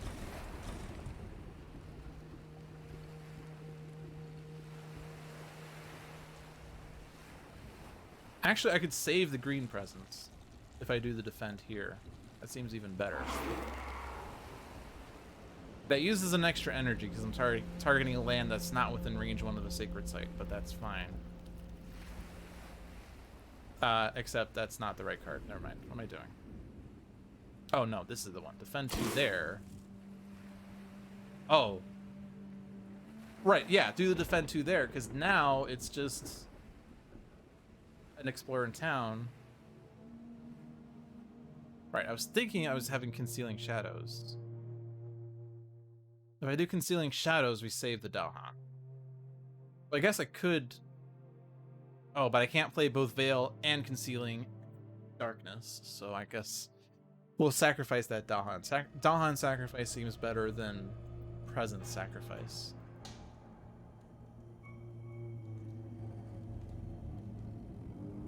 I mean, I don't know if that's actually true, but having extra Sacred Sites for Defend 2 seems... Or just defense, rather, seems better. I don't know. I'm selfish. I want to keep my stuff alive. You guys, you can sacrifice yourselves for the cause, but not myself. All right. So then Darkness Swallows. Yeah, I was thinking, like, what I was first thinking was I could take this Explorer into there, but actually it would just be better to do it there because they're not doing wetlands just yet, so that's fine. Yeah, it's only 1 Dahan loss, but I like saving as many Dahan as I can, especially when I'm not playing with River, who can just bring Dahan back. But we could, you know, find the other card. Yeah, they will wipe the Explorers there. They will wipe the Explorers here. The mountains are gone. I guess that Explorer still exists, but he's not blighting. So this jungle is now taken care of. This jungle still is a thing. We're needing to push a town out of there with fields choked. You can already see that. Do we need you to spread? Because you do need to have a sacred site there, potentially. Although we could just do a defend 2 there, right? Although we're gonna have a city that's gonna be 6 damage. Yeah, you're gonna need to prevent that. That's 6 damage. Could even get a fear card. Yeah, I could go for fear card here. And that fear card could potentially take out an explorer, which might be worth it. Because I was thinking going for... Well, I guess even next turn, no matter what I do... Like, I want 2 card plays next turn. I can already get that. But after 2 card plays, I can't actually get anything extra. Because I'm going to have to reclaim, and I can't get a presence off of that. It's Sweden 2. That's what Quick Play chose. So we're playing Sweden 2. I believe it was difficulty 6. Yeah, let's go for a fear card. Progress the fear game. Growing sense of unease. Each town destroys an explorer in its land. Cool. That doesn't stop a build, but it does progress us somewhere. Doesn't really change East 6 at all, but... Yeah. Alright. And they're exploring wetlands.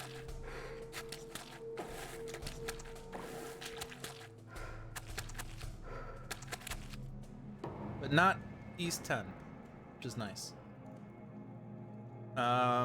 Lots of other places, but not East 10. We stopped one. Okay.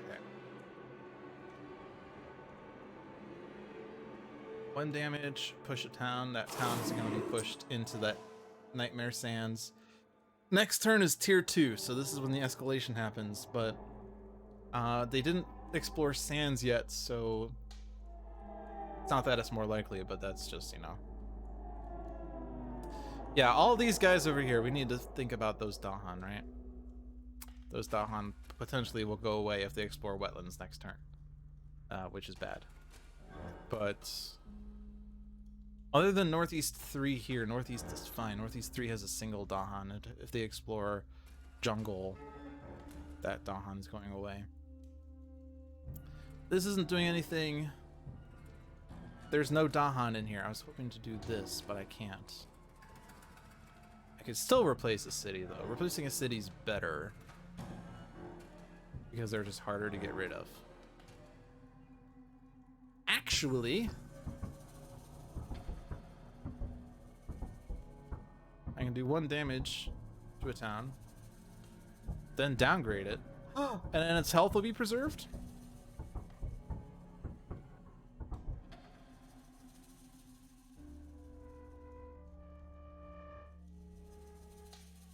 Cool. What can I do that on, though? Because this is range 0. And this has no Dahan. This has no Dahan. It has your presence, but this has a city, so that's not going to work. That is a really cool thought, though, but I don't have a place where I could do that. Because this is range 0, so this can only target this land if there were a Dahan there, which there isn't.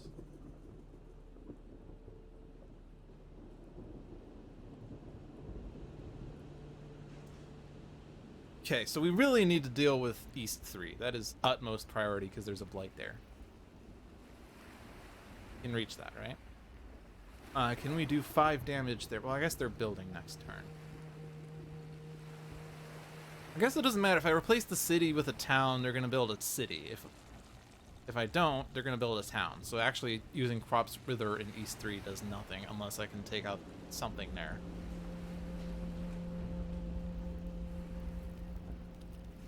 Which I'm not sure if I can. They're ravaging in East 1. Oh, no, they just ravaged. No, they're still ravaged. This is next turn's ravage. They're ravaging in East 1. That's 4. If I replace that town with an explorer, it's 3, and we can all envelop in green that for 2. This is just gonna have to be sacred sighted. So yeah, I think that might make sense.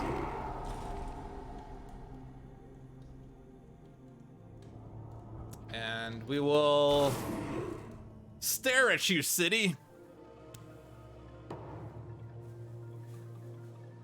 Yeah, replacing town helps Veil work. Yeah, so we could use Veil.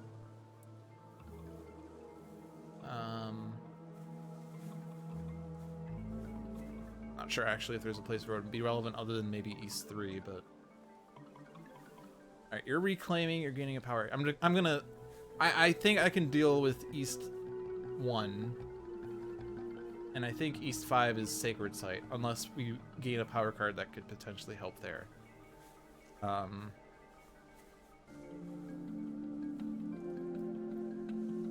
Target rich environments. Yep.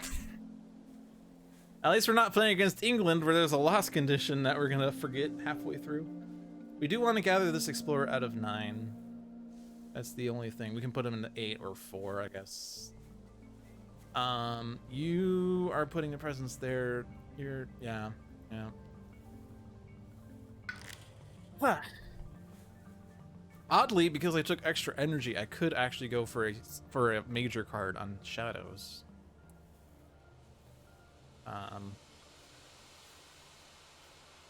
Because he's already gaining 3 energy per turn. He'll have 5 energy. We could take a 4 energy card and use it. That's actually tempting. I don't normally think going for major on Shadows early is necessarily wise. Jumping in to say hi. Hi, Brian. All right, thanks for stopping by, Brian. Imagine playing Thunder Speaker against that. Oh, man, that'd be so good. If I go for major, I could get, like... Well, the problem is Tsunami is 6 energy. Tsunami would be really good. It would basically wipe this, right? 8 damage? Well, no, it wouldn't wipe that, but... we probably need a major to deal with these in some capacity. They're at least building, they're not ravaging, so it's not super big priority. Green can't really go for energy. Or can't go for major because he doesn't have the energy to support it. Eventually, I guess, once he doesn't have many presences or need card plays, he might just go for growth option 3, and this is basically gonna give him energy. Jungle Hunger is with infinite range. I guess we do have presence in a jungle that can target a Dahan. Yeah, I'm gonna go for a major, and I'm gonna regret it. I'm gonna go for major with Shadows.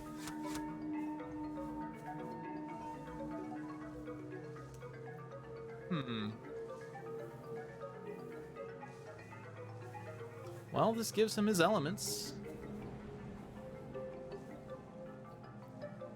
After each effect that destroys town, city, Dahan, and target land, 1 damage per town, city, Dahan destroyed.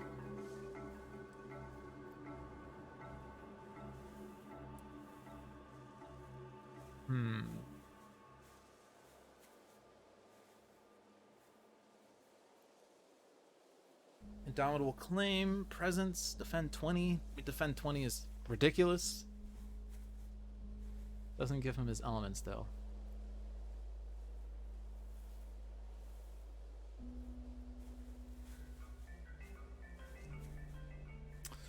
One fear per town, city. This power destroys to a maximum of 4. 1 damage to each invader. And that could combo with green stings.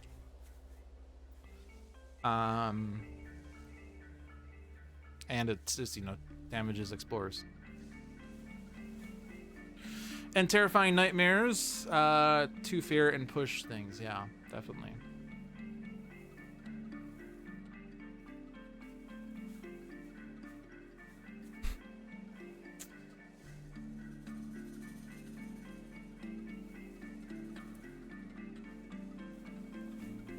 Vengeance needs something else that's doing the damage. Does it react to ravages, though? That's my first reaction, is that after a ravage happens, there's also damage that happens there. So, like, Explorer's Ravage on the Dahan, take out 2 Dahan, 2 damage. 2 damage takes out a town. I guess maybe not. Maybe it doesn't combo like I would like it to, but... yeah.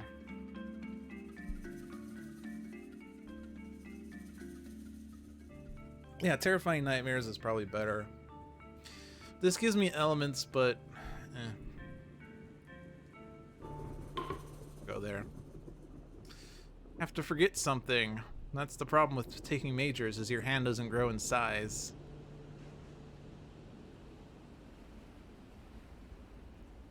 It doesn't cycle on itself. Okay. Let's see. So this is Moon and Air, 1 fear, and no damage from ravaging invaders, but that's 0 energy. I kind of want to take out one that's 1 energy, probably. Frenzy here to confirm. I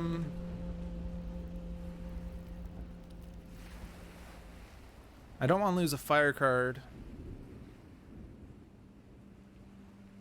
What's the threshold here? Moon? Well, yeah, we have Moon. I don't know, maybe I do take out Concealing Shadows. But saving Dahan can be nice. It can't trigger itself, but if it's repeated, the 2 different triggers can set each other off. Oh my god. I don't know that I'm going to be using Terrifying Nightmares unless somehow... I mean, if I had replaced this city with a town, or this city with a town, we'd actually be able to push all of them away. That would have been fun, had I done that. If I had done that, I wouldn't have been able to do anything here other than pushing everything out of there, which also would not have... Yeah. No, actually, wait, so... I don't even know what I'm doing. I probably want to keep this Crops Wither, but that's also fire, so I'm keeping it anyway. I want to keep that. Probably want to keep Dahan Gathering for Sweden defense. That's the card. I could probably take out Veil. I don't know.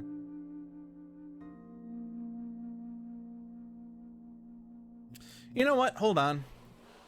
Before I select the card, let me look at what green is getting. Green is going to reclaim, and we'll take a minor. Man! If only I had gone with minor on Shadows. Oh well. It is still Sweden defense. You do have moons. You do want some moons, some waters. Shadows of the Burning Forest gives you moons and fires. Well, not fires, but moons and plants for the defense. And it can push an explorer in a town. Uncanny Melting removes a blight. So we could let blight happen and then remove the blight. But then you don't really progress with, like, you know, saving the world. This removes the blight also. But this targets a land with Dahan, so John doesn't like that. Yeah, it's probably better for Call of the Dahan Ways. We do need Sweden defense. And Call of the Dahan Ways is Sweden counter. And with 2 moons, we can replace the town that builds with an explorer, or with the Dahan, and then the Dahan takes out the explorer. So yeah, it's Call of the Dahan Ways there. Claim on Shadows for next turn. Yeah, I guess that's the thing, though, is Defend 20 saves the wetlands. Terrifying Nightmares, as fun as it is, it's not really gonna... It's like, it gives us a bunch of fear eventually, but Shadows will need 4 card plays in order to get that threshold effect, and he doesn't get that until super late. He doesn't get any natural elements. So, I don't know, maybe it is... Or maybe I'll go back on what I just did. Ramping Presence placement on Shadows. I mean, we also have green for that purpose. But yeah, extra presence, this one, yeah.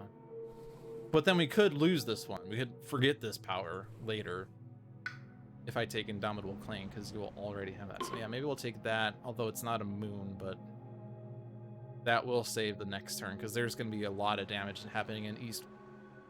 Wait. Stupid! This is different wetlands! Ah! East 2 is a separate thing from everything.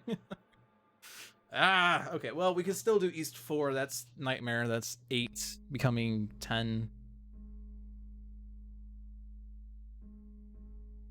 Unless I could push that town and explore into East 4 and then Indomitable Claim. How would I do that? Mantle of Dread.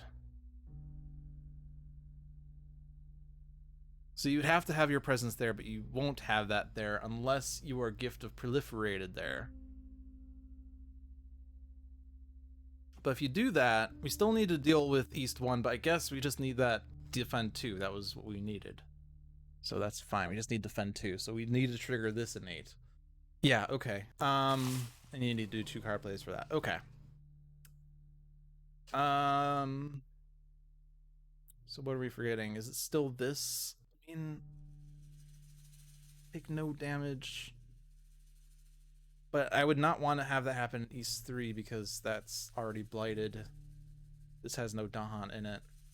Yeah, I'm going to lose this as fun as it can be. So Indomitable Claim for next turn because I need that defend next turn. But we need Mantle of Dread and we need to put presence in East 2. Actually, anyone could put presence in East 2, but green can't. Oh, green could get there, right? Oh, yeah. Okay. So green can do it. Green could get down there to block the Ravage. Yeah, he could. Alright, so we need a moon card. So not that, but yeah, we're not playing it anyway. We're saving it for next turn. Dealing damage to a different invader. Let's see. So what are you what are you doing here? We don't need to do Gifts of Proliferation per se. Because you're gonna, you know, take presence and get 3 card plays or something. So yeah, you're fine there. And you're gonna have lots of energy next turn anyway. So you don't need extra energy. Call of Dahan Ways. This has to target a land with Dahan. It'd be fun to do it in East 9. But green can't currently see that anyway. There is a wetland here. It has no Dahan in it, though.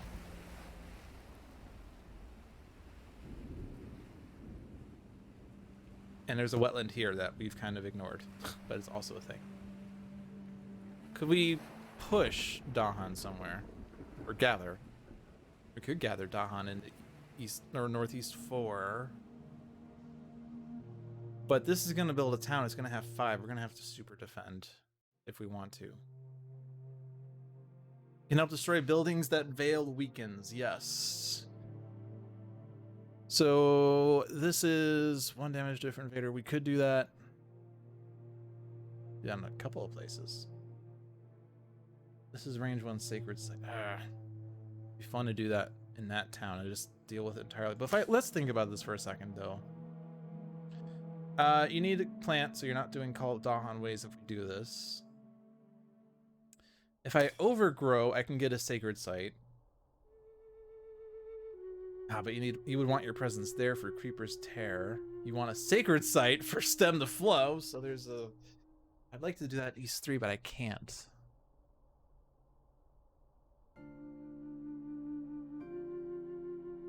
Oh yeah, they're gonna build a city, aren't they?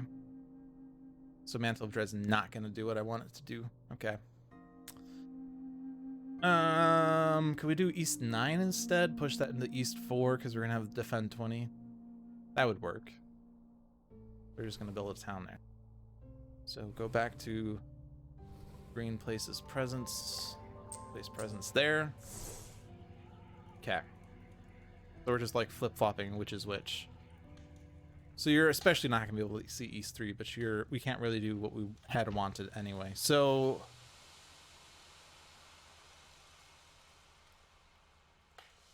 you also can't really, I guess. It's not even 1 damage to each, so we can't really take out the board that well because it's not mountains or sands.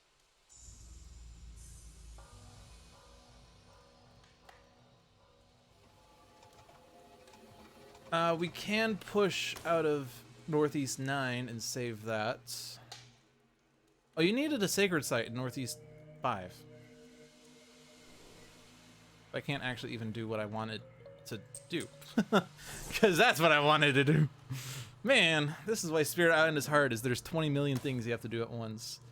But I can push out of East 9. And then I don't worry about... Or Northeast 9, I don't have to worry about that. I would need a plant to do the defend in East 1, so not Call of Dahan Ways still. If I do overgrow, I can't stem the flow. If I gift a proliferation, we could put a shadow presence in East 9 and he could do the pushing out of East 9, and we still have to deal with, you know, Nightmareville over here in 20 million different ways. But East 2 could blight, that's fine. East 4 will have protection. East 3, I don't really know.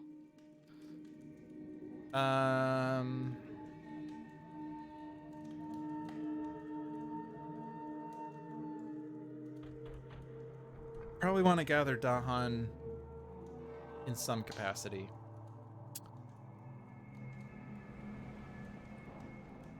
Three, 5, 7, 8, 9, 10.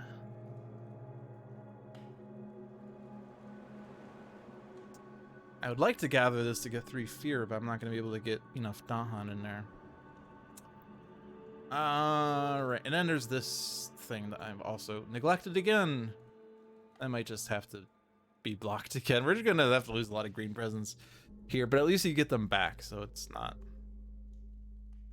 bad. Replace city with town? Range 0.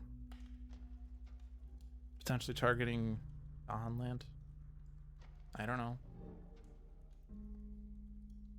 They'll build town here. Place city with town. There's then 6 invaders. Can't really deal with that with 6 either. 6 is not the right number. We could defend 2, and then it's only 1 blight instead of 2. Let's try that for the second. We can gather and explore, so we could actually gather out of East 9 already.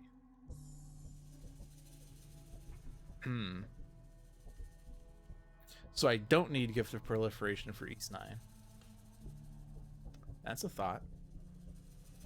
So what could you do instead of Gift of Proliferation? Overgrow. Maybe. I don't know. Or stem the flow.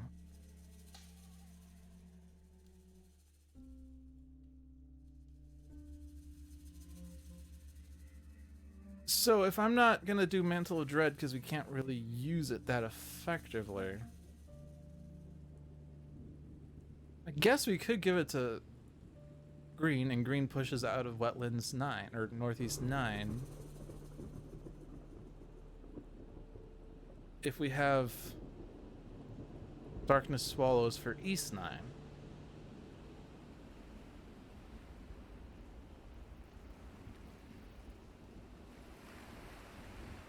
So then, what am I gonna do instead? Because Fields Choked was the plan for East 9.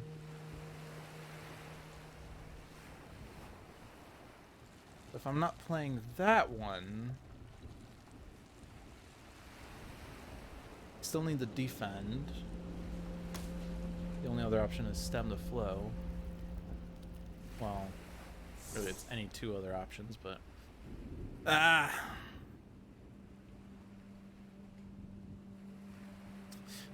the thing about not playing with someone else is I spend way too long trying to min-max the game. Mantle of Dread, East 9. And I wasn't sure what your other option really is. You could replace the city in Northeast 4. So what can we do in Northeast 4 that would help? Turning that city into a town, they're gonna build a town, so it's, you know, there's 6 damage there. But we need to, you know, like, defend and do things. Can we do enough defense if we do a different combo of cards? Probably not. I don't know. Because the problem is we don't have much, like, damage happening here. We have push a town. Then there would be 4 damage in that. 2 damage is still a blight.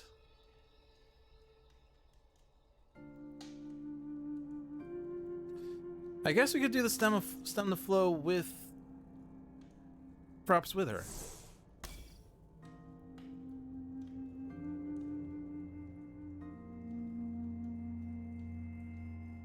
Except I need Mantle of Dread. But if we do the thing where we do 1 damage to a town and then turn that town into an invader, their health goes down and then they die because they took too much damage because invaders only have 1 health. So it's 6. Town turns into invader and goes away, so it's 4. Defend 2 is still not good enough.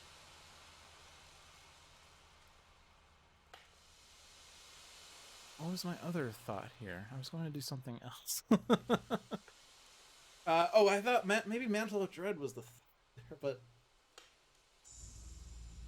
I want a Mantle of Dread in 17 places. Why can't I Mantle of Dread in 17 places? You get 1 damage there too, right? Was that a part of it that I'm forgetting about? I don't know. At this point, I'm just at a loss. I don't think I was getting that because I'm not playing moon cards. Where am I?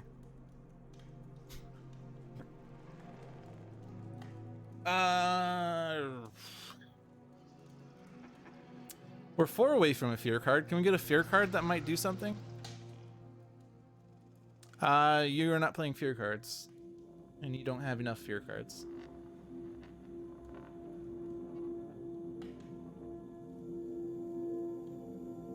Mantle of Dread neatly solves Northeast 9. Yeah, so that's just what has to happen there. Mantle of Dread there, but... What was I thought I saw something here for a defend 2 next turn.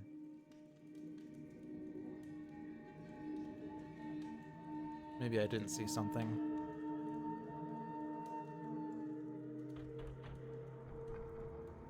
Was it push a town? Was that what I was thinking? Oh, maybe it was. That's what it was. That's what it was. I knew I was forgetting something. So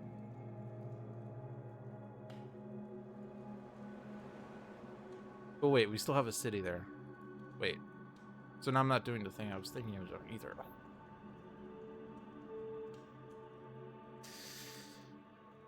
All right, so wait, if I get a moon and a plant like this, we have 1 damage there. I want both of these.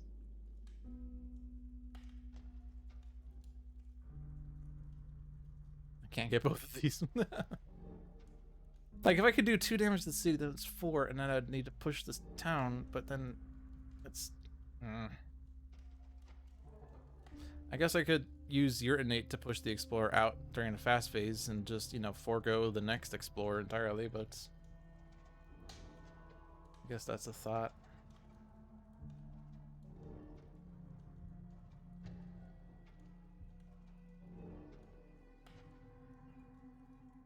If it's just a city and we defend 2, it's fine. So let's just plan around maybe leaving it a city. Yeah, I guess I could just... I'm overcomplicating this, right? I should just let the green... Yeah, because we have that sacred slate. I'm overcomplicating this. Let's keep it simple. We stop this with Destroy Presence. We stop this with Mantle of Dread. We stop this with Darkness Swallows.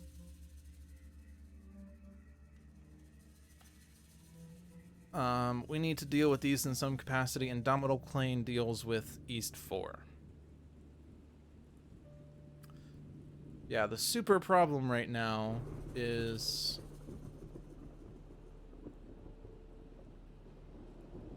East 2 and East 3. I mean, really, Fields Choked also deals the East 9. I don't need Mantle of Dread, but I don't know what else. There's other options here, I guess. But I need to defend 2 in East 1, so you need to play 2 plant cards. So you're not playing Call of the Dahan Ways. You just need to play 2 things that give you water. Well, 1 water. So one of these 2 cards, which is that probably just Fields Choked because I don't know where I can use Stem the Flow other than with the innate, but I can't get the innate.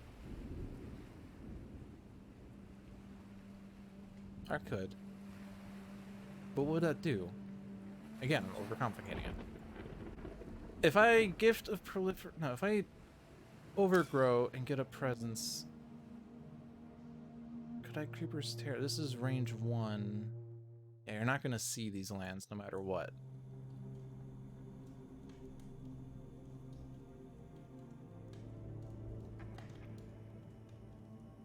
Oh, you're saying just worry about East 3 because of the blight.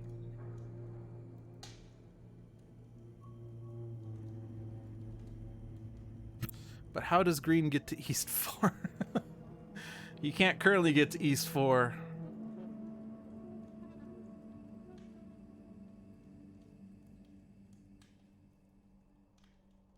If he overgrows, add 1 presence range 1, he could overgrow into like East 6.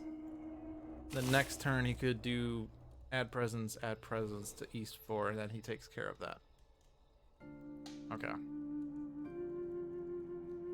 So East 2 will just have to happen. East 3 is claimed. East 4 is greened. Okay, we have solution. We have push a town somewhere. I'm not sure where that's gonna come in relevance.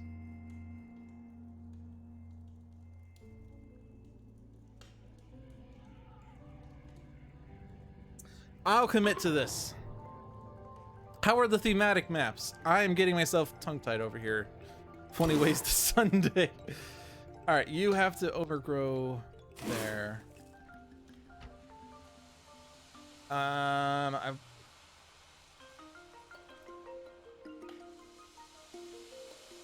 really want that extra plant.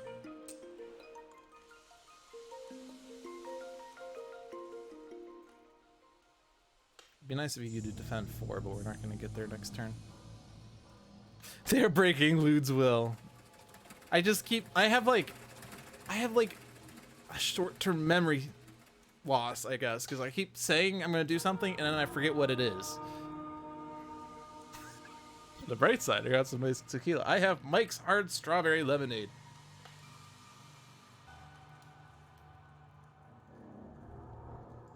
What am I doing with this? Forget what I'm doing with this. Oh, right, East 9. This is just gonna be blocked entirely, right? So let's just take you out.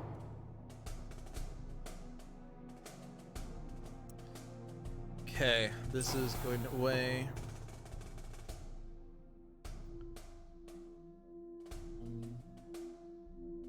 That's gonna happen. They're exploring coastal lands. No escalation! Yay!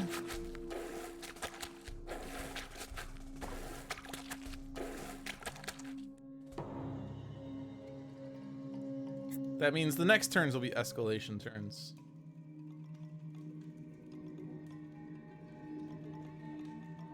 And then yeah, there's terrible stuff there.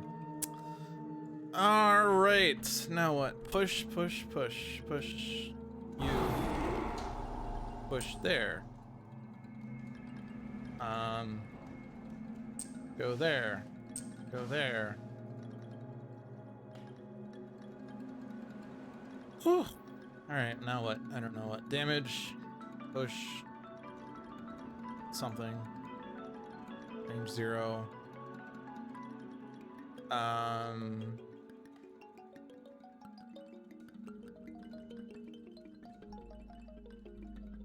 We're blocking this, but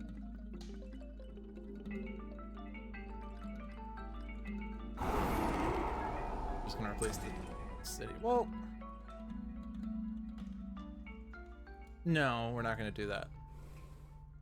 Because if I Creeper's Tear there on the town, then I can wither and fade the town away.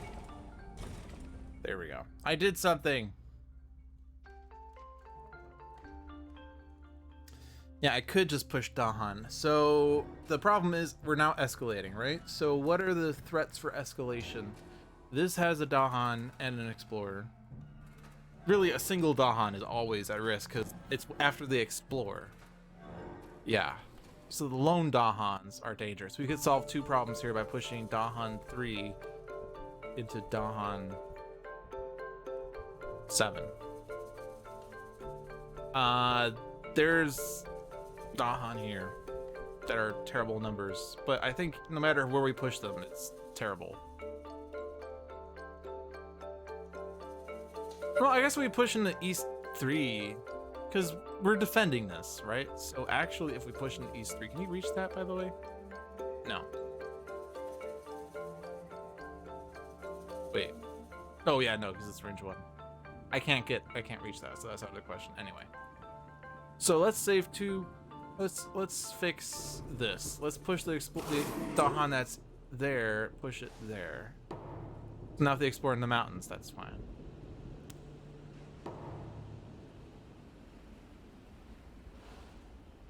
Okay. Push them out of the mountains. I don't want to push them into the jungle because that's going to be 2 Dahan versus 1 explorer. If they explore the jungle, then that replaces. They already had stage 2 wetlands. No, that was stage 1 wetlands. We've had no stage 2 cards other than coastal lands.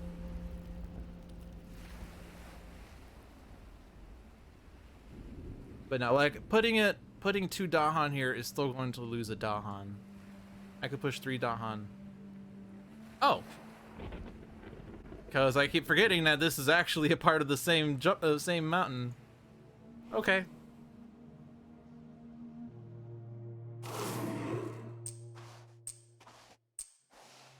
I guess I hit something to stop that. Oh, no, I didn't because I selected jungle. Okay.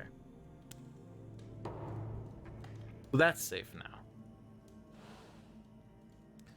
So that's safe, that's safe, that's safe. These are at risk. I don't think there's anything we can do about those other than maybe get a power. I don't think... Like, if you do presence and extra card play, you can play your hand. You'll have 2 moons, so you can replace a town with an explorer. Or a town with Dahan, which is really nice. What's that? What are we gonna have? We're gonna have defend 2. We're going to have... We're actually gonna have repeat this power, so we could use stem to flow to take out a city. We do have a lot to worry about with all of these explorers here. Is there anything that we can target with Shadow's power? Northeast 3 is the one. The one we pushed all the Dahan into is the one. Sure, why not? So Shadows is Indomitable Claiming. He could play his hand if he takes presence off of card plays. This is not going to contribute in any way to getting to 3 moon 2 fire. The only way you would get that is if you gained a power card that got you moon and fire. But it might make sense to take a power card. Because if you're already playing your hand, right? If you take it off the energy track, we could gain a minor that costs 1 energy. And Indomitable Claim, you could take off of the card play track. Oh, no, never mind. You have to take the card play first, so we're not going to be able to afford 1 energy. I don't have a fire at all. Oh, yeah, I don't actually. Never mind. But that's also a reason to actually take a fire. I could reclaim, but then I won't play 3 cards. How much is it worth taking 3 cards? And I guess the other question is, do these other cards do enough? I would like to gather Dahan fast, but that's not it. Each Dahan deals 1 damage to a different invader. Well, that also could combo with Green's things. Gotta grow. Well, Indomitable Claim also grows.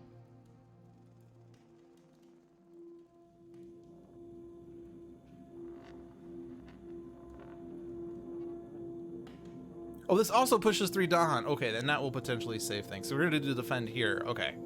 So we are going to use this to push. We're not going to do damage. We're going to push. Defend 20, East 3, and then all the Dahan will take out those guys. Don't worry about missing my innate ones. Well, the thing is, I would like to stop Northeast 3 just so I do something there. Because otherwise, I have like 7 other things that are going to be terrible.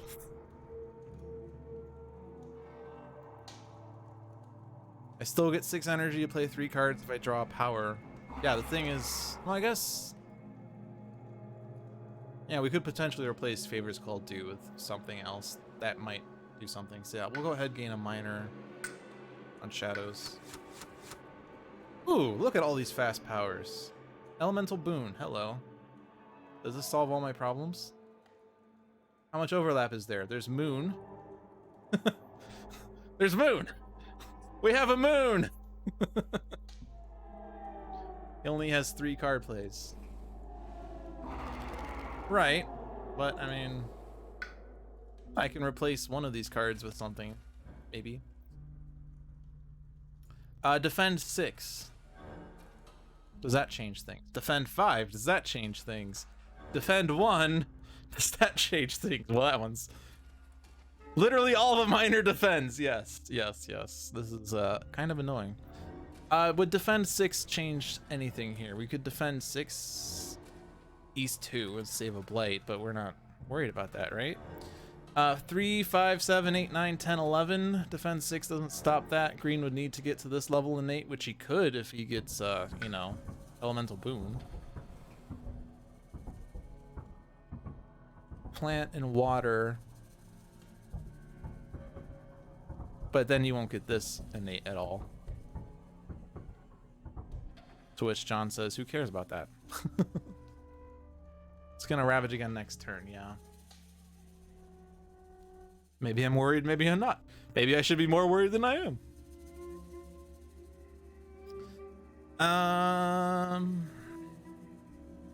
What elements do we get here? Anything? No. No, nothing.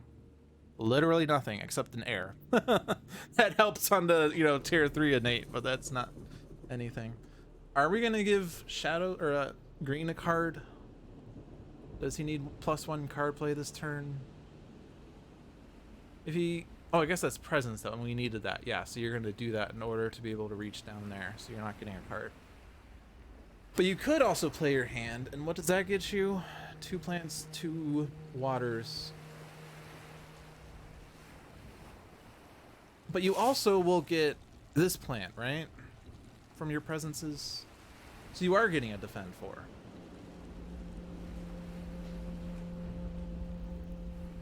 You're also getting repeat this power thing.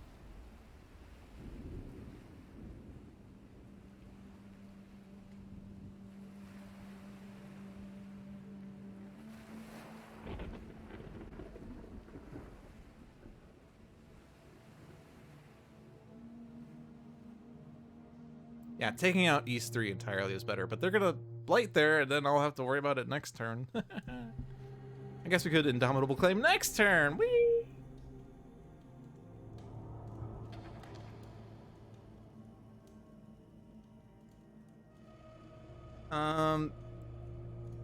Yeah, I guess I'm not using Fae First Call Do, right? So that's just nothing. But when I can't...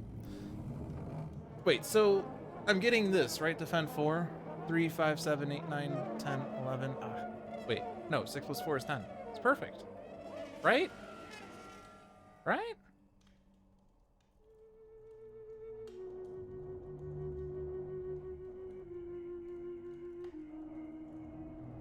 Claim East 3.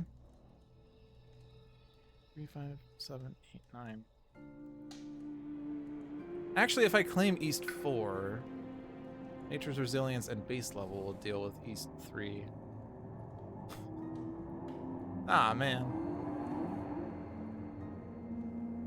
If I go for 3 card plays, I would need to pick a 0 cost power this turn.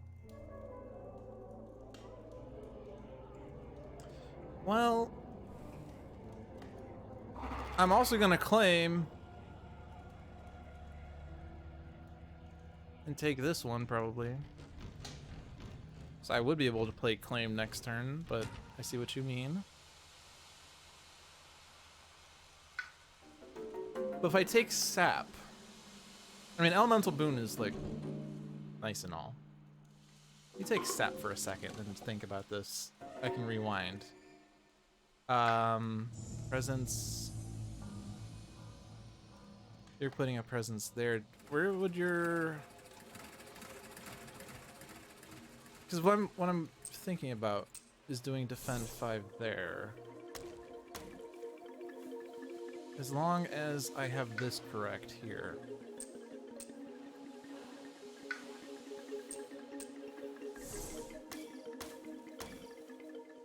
Yeah, that's defend 4. That's defend 5.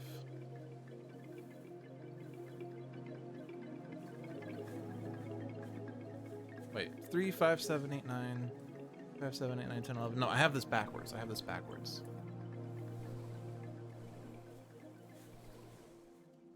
I need to put spirit, or I need to put Shadow's presence in East 3. To which I'm rewinding super far back because I have to go this far back. I actually have to go this far back, John. I'm not just hitting rewind a bajillion times for no reason. Can't reach that! No! I disagree. Well, I guess I could... Oh, but if I claim that, then that defeats the purpose. Well, that defeats the fun.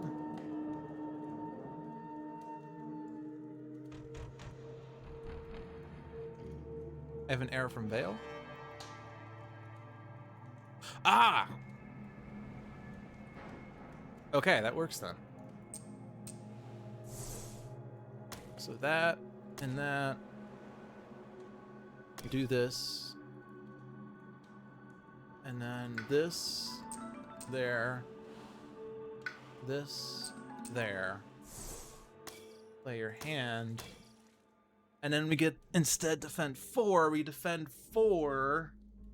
East 5. We sap the strength, East 5. We indomitable claim, East 4.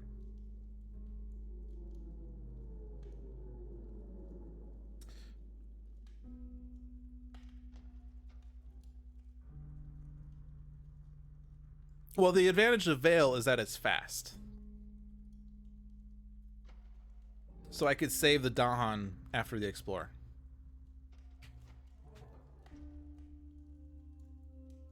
This might work.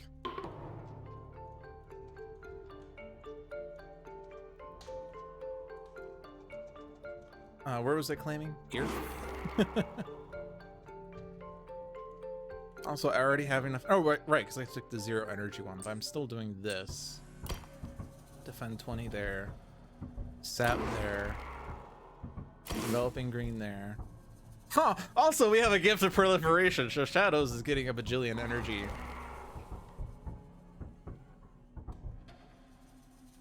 I know, but...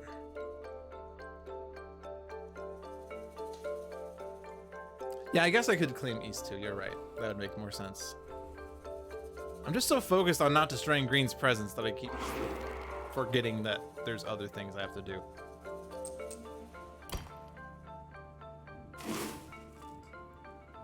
Except, what was the other thing? No, we have that defended. It's this. Okay. So we stopped that blight there, so if that does ravage next turn, it's not as bad. Green's presence is made to be destroyed. Fine. Be that way. Alright, you get more energy, Shadows. What can we do with your super energy things? I don't know. Sacred Site here. Sure. Unless we want to Veil somewhere, but I don't think So... we want to take out East 3 because it's coastal. East 4 we're blocking anyway, so just take out of East 3.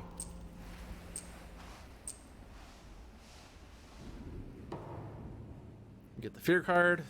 So now all is gone. Each player removes an Explorer from a coastal land. If only... Oh, right, we can do that. Okay, we got that. Yeah! I guess we could, because it's still... I mean, what? Actually, it'd be better to do it from here twice, right? Because I can't really stop it anywhere else. And this could be defend 2, and they would take out everything, so that's fine. Okay, that needs to stop.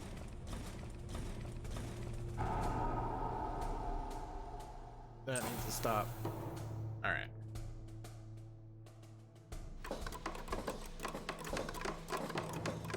And they're exploring in the mountains, so all of my Dahan defense was like not doing anything. All right, are there any coastal mountains? There aren't. There's no overlap here. That's kind of okay. Kind of not. I don't know. Call of Dahan Ways. Can we do that? Oh yeah, we can just do it there. And I don't need to defend there. Is there a better place for Call of Dahan Ways? Because it has to be in the land with Dahan. Plus, we have Stem the Flow and 2 Creepers Terrace, so we can take a city out as long as it's range 0. Which would probably be northeast 4. Yeah, I'll go ahead and do this there because I think that's the only place that makes sense. And we'll go ahead and do this to this city. Alright. Could do it in the mountain. What was the card I played? Wasn't it the one that says damage to town? Yeah, no, the mountains don't have towns, so I can't damage the explorers. Shadows likes explorers. He likes to kill explorers. Green likes towns and cities. There's nothing in the towns or the mountains for green to hit.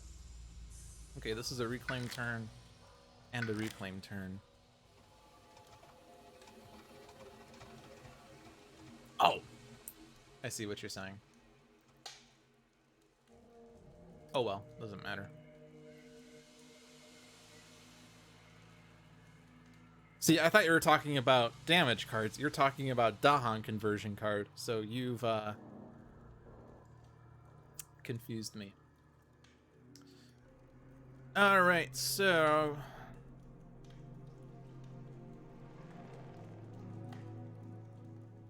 I'm again tempted to go for major. The problem is it looks like you have a lot of energy, but it's really only 2 extra because you're using claim. And you can already play, you know, 2 other cards. So I think Shadow's taking a minor power. Reaching Grasp. Look in the Earth struggles. On 10. Do we have Sacred Sight? We do there. We do there. Also, because this is Shadows, he could actually target lands with Dahan with this.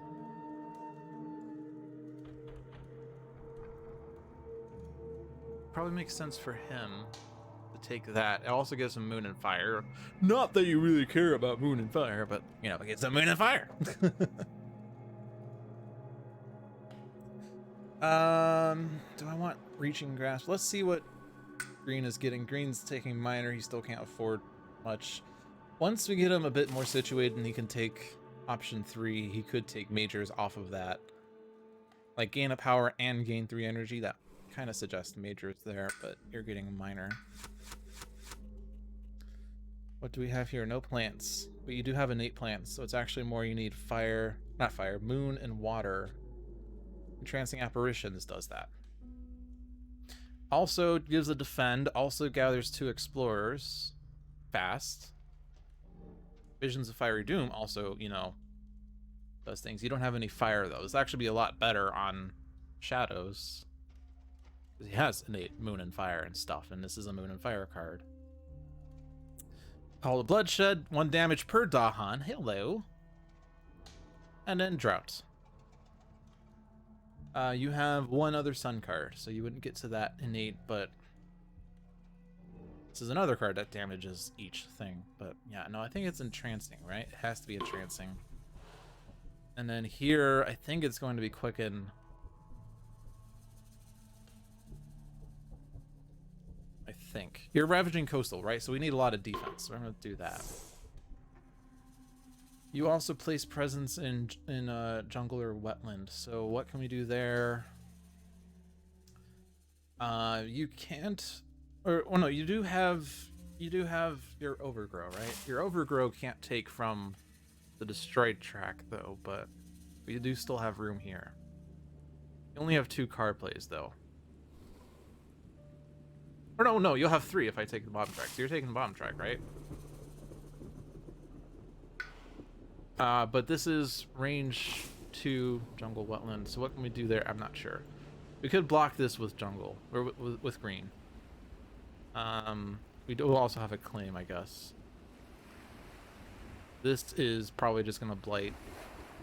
This is blocked. This is dealt with. We have defend 5 with sap, so that's there. We have 6. We defend 10. Actually, we have everything basically defended, right? But you're not gonna... Unless you play 2 waters, 2 plants, and you get defend 4, but that's still 8, right? And you don't have anything that... you're gonna do entrancing apparitions, so you're gonna move explorers. So this is gonna blight, that's fine. But we can... I think shadows takes care of all the defense that we need. This is 3, 5, 7, 8, 9. I mean, not even need claim.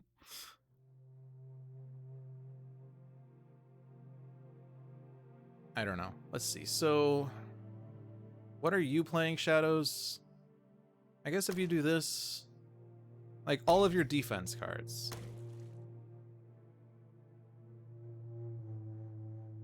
We could potentially try to save one for next turn now because of the building in the mountains, but how many mountain builds can we stop?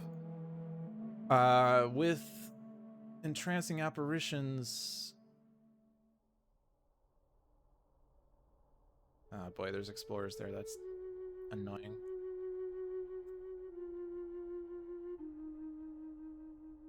Yeah. Look at this shadows that's almost done growing. Yeah, it's kind of crazy.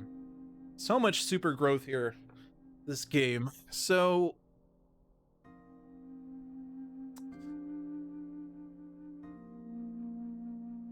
entrancing, so you're only gonna have a defend 2 because that doesn't give you plant, and you can't get 2 plants off of that then. So...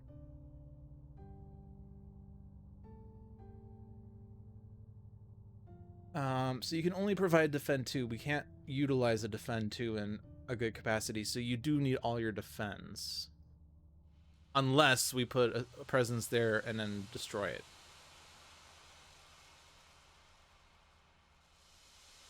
There don't have to be invaders there when I use the power. Well, the thing is, I was hoping to use that for gathering 2 explorers.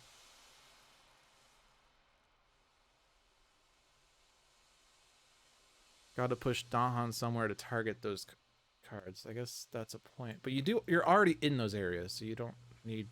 You don't have to worry. But what am I thinking about here with there? I don't have to invaders. I guess I could do defend 2, right? But defend 2 doesn't do anything. Although you do get defend 2 here, right? Is there a defend 4 that makes sense? This is defend 4.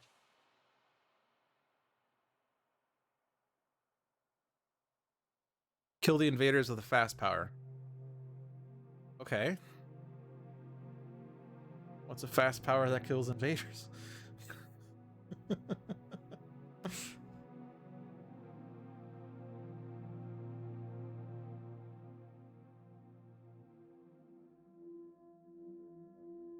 Don't really have fast powers that kill invaders. You're also not gathering. Unless I take one out. Because you just need one more moon. If I take out sap and add a moon or something, you can gather and explore, but I'm not sure. And I guess you could still stop a build with that. Northeast 1, I'm just gonna let happen. We still have 3 on our healthy thing, so it's not bad. They're building the mountains, that's not mountains, so it's not gonna be an immediate concern. I could, you know, put... Oh no, I can't have... Well, no, you can't put 2 presents there with green, and he can't defend there enough, even with defend 2 and defend 2.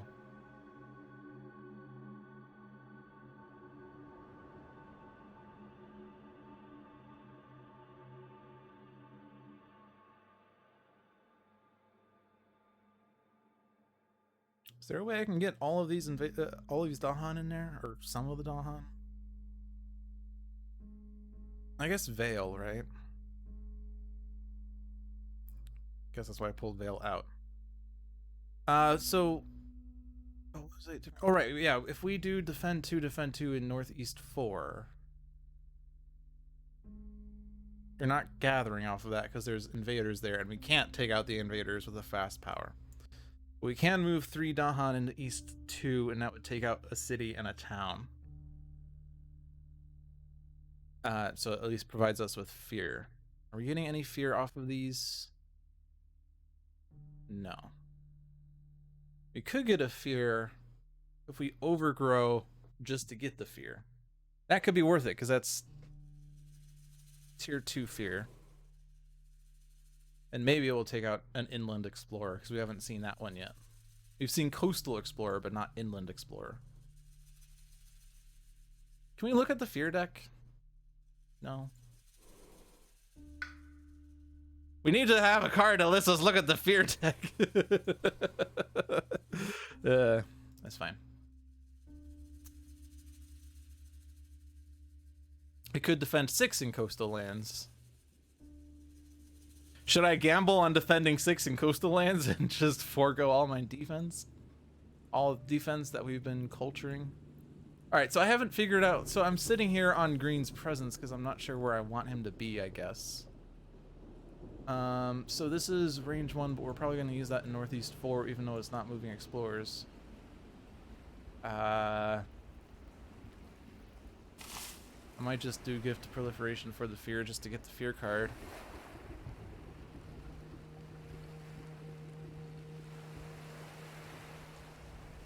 I can go to the card library. That requires me to go to the main menu. But yeah, I hear what you mean. Right, it's not just here. Yeah, it's not there. Should've brought Bo down.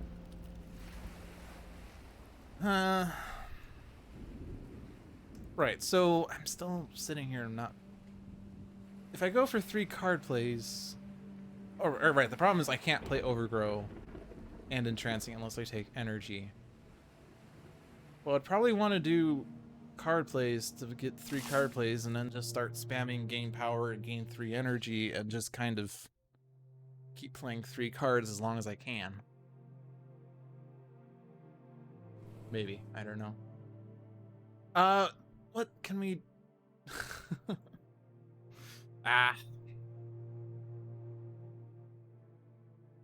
Alright, where can we do something useful with Darkness Swallows? If you do Sacred Site East 2, we get Darkness Swallows East 3 to take the guy in East 7, and then he dies by Dahan. That's at least something.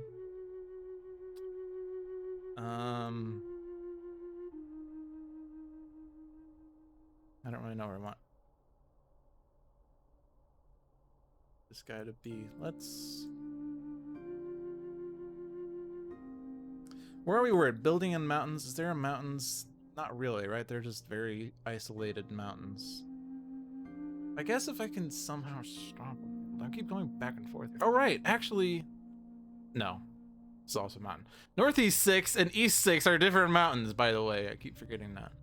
I don't think that's really relevant. I could gather 2 explorers into East 6 just to isolate the explorers. But I don't know if that's better or worse.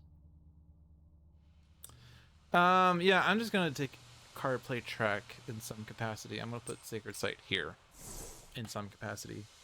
Because Wetlands Tier 2 is not seen yet, so it could go back in Wetlands. Okay, so what 3 cards are we playing? Do that in Northeast 4.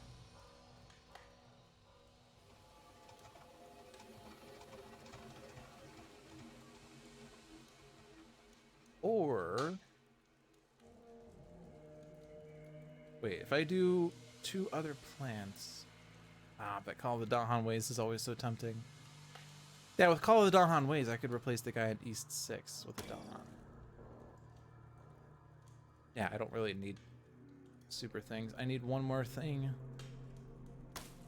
This and this and this takes out a city somewhere, I guess, or a town or something.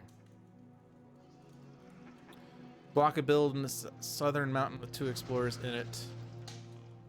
Yeah.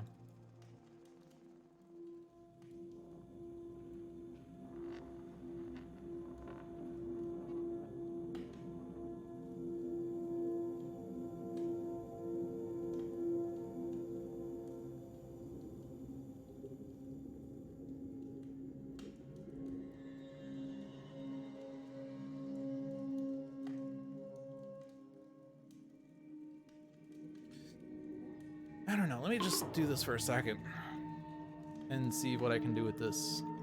And then I'll decide all of this was for bad, was for or not. And then John will be like, see, I told you. I need a sacred site. Oh, that's not the right one. Claim. Claim that.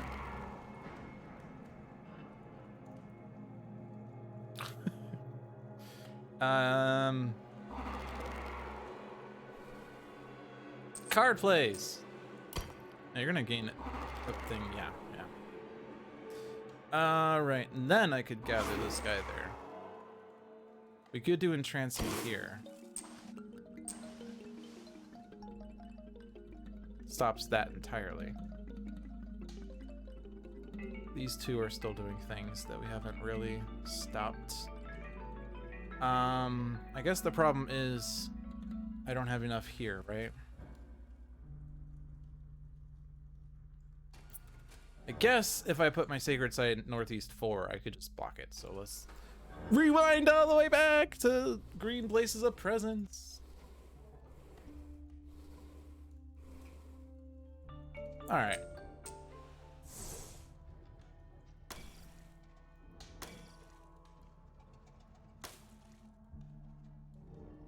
Although I was thinking of stemming the flow, but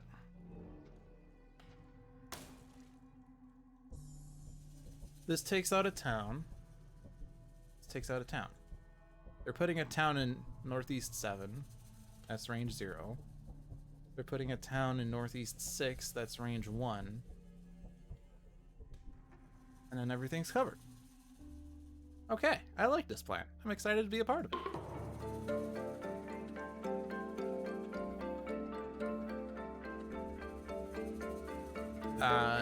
Claim.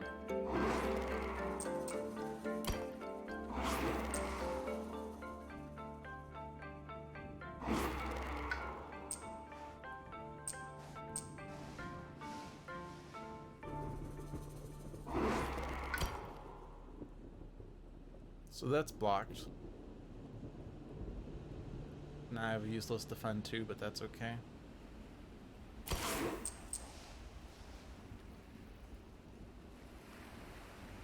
So blight, block, nothing, defense, defense, death by Dahan. Well, can't reach that anyway.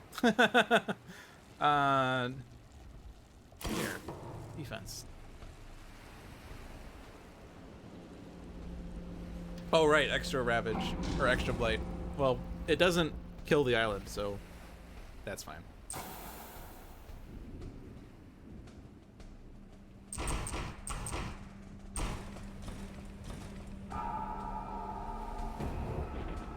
All right.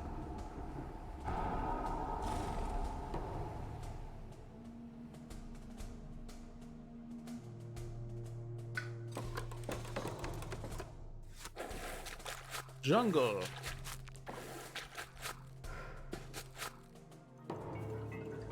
Now we have danger jungle up there. All right, so range 1 also has to have dawn, but thankfully, oh, actually it was east 6. Still works. And do this twice in there. So that's now done. Although I think I was thinking of using that, but that's fine. Could I use a push in some capacity? I guess actually, no, let's take it back. I could still use Call of Dahan Ways on an Explorer, as John says. It's always fun to do on a town, but I don't have to do on a town. This is terrible jungle, which means it could just very well be Indomitable Claim jungle. As long as it's what, range 1. So we have to get Shadows closer. Range 3. He's also going to start running out of presence. We have to be very careful because when he runs out of presence, you can only rearrange presence. Which I'm not actually sure how that works. I've never actually used it, but yeah. So jungle, is there a place with a single explorer? There's this guy. That has to be a land of Dahan, so it would be that guy. Look at that sweet 6 Dahan paradise. All right, so good there. Okay. So, Mountain Ravage is taken care of. So nice to not have to worry about a Ravage this turn. I don't need all my defense cards. Good. So green has 3 card plays. He has enough. He does not have enough energy, but if he takes this 3 energy, he'll have enough.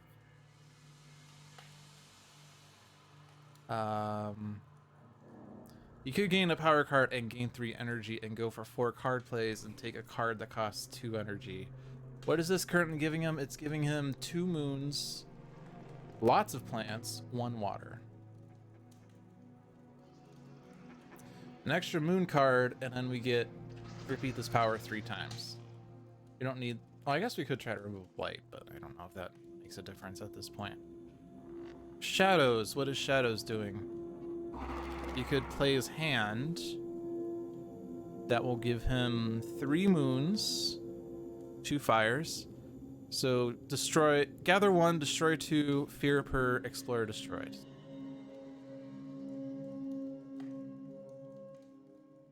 Yeah, we could go for a major, and actually this is probably fine because 5 energy. Yeah, he should be able to get a good major. We'll go that way.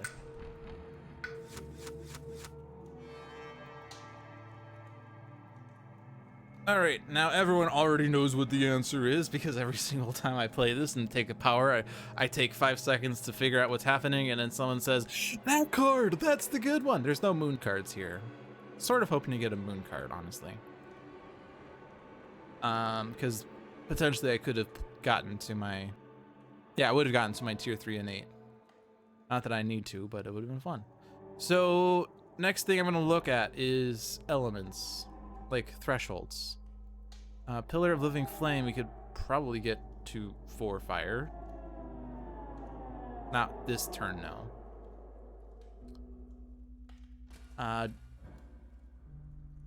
Jungle, wetlands, add blight. Yeah, the problem is all the danger places are jungle and wetlands right now. So Pillar of Living Flame is going to add blight, and that's going to blight the island. Talons of Lightning. 3 fear, 5 damage, 3 fire, 3 air, destroy 1 town in each adjacent land, increase this power's range to 3. Targets only mountains and wetlands, though. Plus, I won't actually have enough energy to play it and other cards for the time being. Maybe next turn, though. 2 air, 3 mountain. I don't have mountains. 2 sun, 2 mountains, 2 plants. I don't have mountains. Do I have it in my discard? I do have some in my discard. 1 damage, defend 2 per Dahan in target land. We do have many Dahan, so it's probably trees and stones.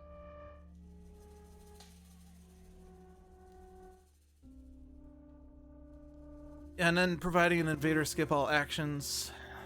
I mean, even without the elemental threshold, we get 4 fear, which is half a fear card. With the threshold, it's 1 fear card, but... With trees and stones, I think that's great because it gets us defense in Dahan lands, so we can push Dahan into danger lands. And not only that, but they do damage, which can take out some of the extra, you know, things. Yeah, so I think it's trees and stones. Even though we don't quote unquote need it this turn.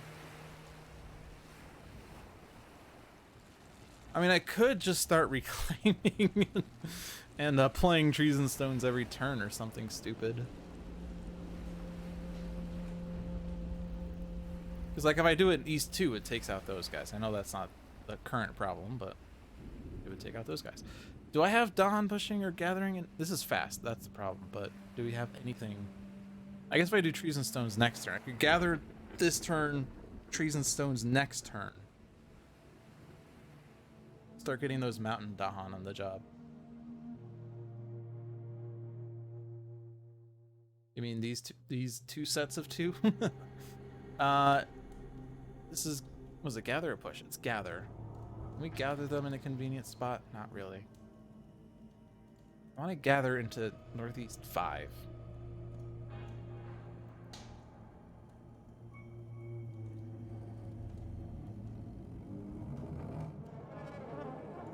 Unfortunately, I can't reach Northeast 5. I could reach it if it has Dawn in it, but I need to put Dawn in there. Do you have anything that moves Dawn? No? You're gaining a power, I'm sure. Let's just rewind for a second, although I'm sure it's trees and stones, but let's give a minor to green. I guess he could maybe take a major.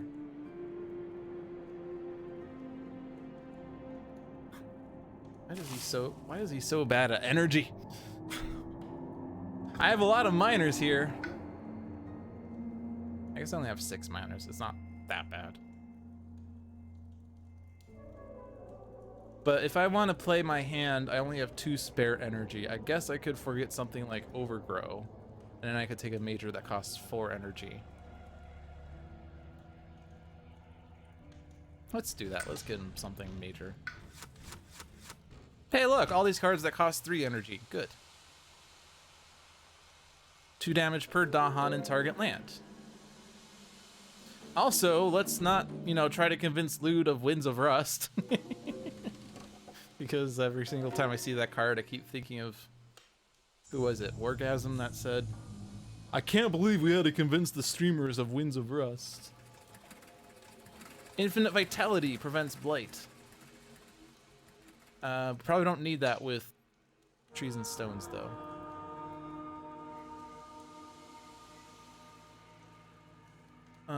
Add Blight and destroy all Dahan, though. 2 damage per Dahan. Any thresholds we can meet? You have mountain cards, right? No? Okay, well that stinks. 3 air, 3 water, 2 animal? We have an animal. Do we have air? I have 1 air. I mean, it's also range 3 of Sacred Sites, so that's really nice. We have a lot of Sacred Sites, even though we lost some, but defense 6 and also downgrade something, so that is basically saying defense 7. Poisoned Land. Yeah, if we have the threshold, there'll be 3 blight there. For each blight, it'll be 12, yeah, 12 damage and 3 fear. Yay!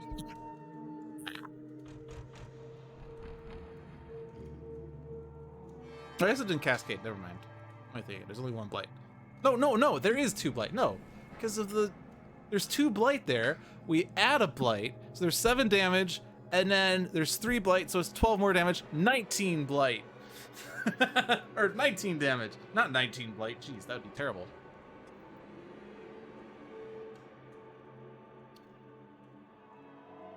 But no, I think it's Winds of Rust. It's another defense card, but I can't get Dahan in here. None of these push Dahan. Or gather Dahan. I mean, technically Vigor pushes, but we don't have the elements. Infinite Vitality prevents a blight from happening. But I don't know, I feel like Trees and Stones is already good enough. I don't want to blight the island, TBH.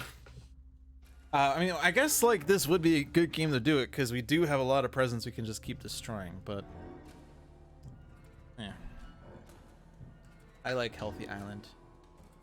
But I think it's Winds of Rust. I don't need it this turn, no. Because we don't need the defense.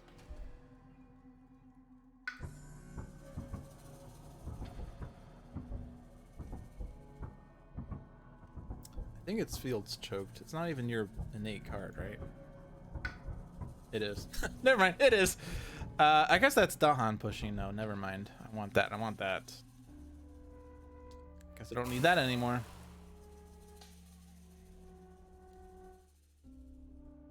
You can move it, but he can't reach it. Well, he has a presence still. What am I talking about? He can reach it. What am I worried about? This is... Stop that. Range 1. Oh no, he could totally reach that. What am I talking about?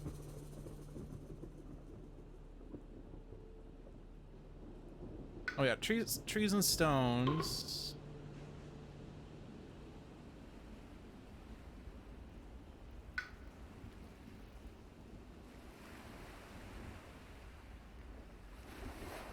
It's a gather card, not a push. No, if he puts a if Shadows puts a presence in Northeast 3, he can target Northeast 5. That's fine. What am I forgetting?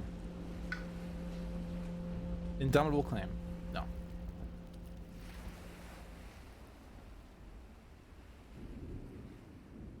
Probably Mantle of Dread, honestly. I mean, that gives elements, though.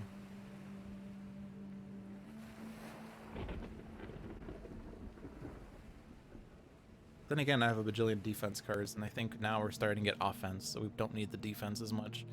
So maybe Sap the Strength. It served its purpose, but it gives no elements. Well, none of the elements I want. Doesn't help trees and stones either, right? So, lose Sap the Strength. Presence. You don't need 4 card plays this turn. You want 4 card plays on your reclaim turn.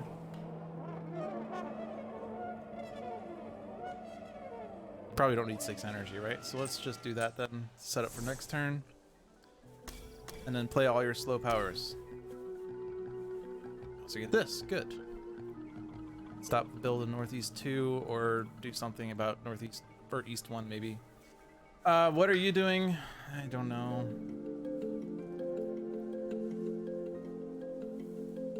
Are you playing your hand? No. So let's just do that. Just in case for next turn. So we're not going to repeat that power 3 times. That's fine. Don't need that defense. Everything's covered. Right. Okay. I can play more power cards. I mean, I guess I could play Trees and Stones. Is there a land with Dahan that needs damage to happen? I guess East 2. I don't need to do it, but, you know, I can actually... Oh, I won't have the thresholds. But, you know, it just takes out those guys. But it's not something I need to do. Plus, I'll have 7 energy next turn when I reclaim, and then I could do, like, Indomitable Claim or something, so that's fine. Alright, so what can we do here? This is what? Gather 1, destroy 2, fear per thing destroyed. There's only one jungle that has 1 guy. I could still gather the guy from Northeast 5 and the Northeast 2. Oh, I can't, because it's... I guess I could... Oh, I can't reach that. That's range 1 of Sacred Site. That's not a Sacred Site. That's also, again, not what I wanted to do. Like, whenever I do like this, and then I put it back, it keeps targeting the land that's underneath this. How do I not have this happen? Just, like, click away? What happens if I, like, do this?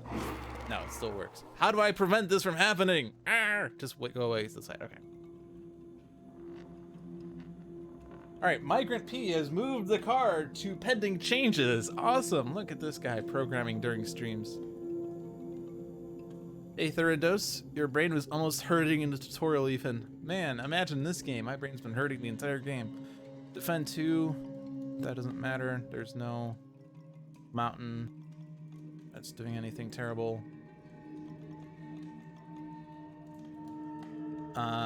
Is it just get fear at this point?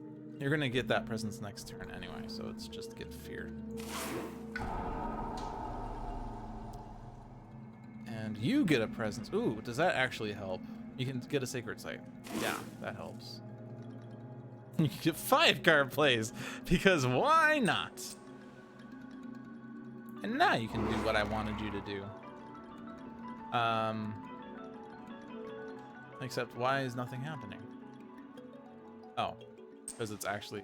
Usually it says, like, select the land and then select the invader. That one was actually highlighting a bunch of invaders. That's inconsistent. Huh. Alright, so that stops that build. And this defense could just go somewhere. You get a fear card. Fear card says each player removes a settler, explorer, town from a land with presence. Excellent. What can we do with that?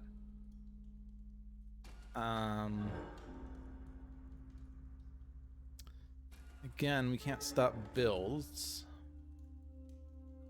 And we stop visibility. If we take out this town, it will stop visibility of those mountains, but they're already explored, so that does nothing. These lands will be viewed forever because this has 3 things in it, plus a city that we can't touch. There's a coast with only a town. This one? Well, again, it's gonna not really matter because it's seeing lands that have already been explored. There's a coast there with only a town. If you remove it, they build a town. Oh, the jungle. Oh. That is a thing. Okay. That makes sense.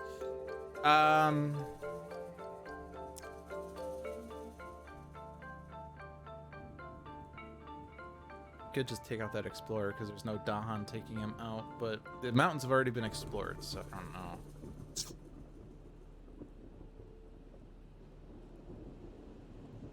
Guess I could take out this town in case they do explore wetlands. They don't build a city.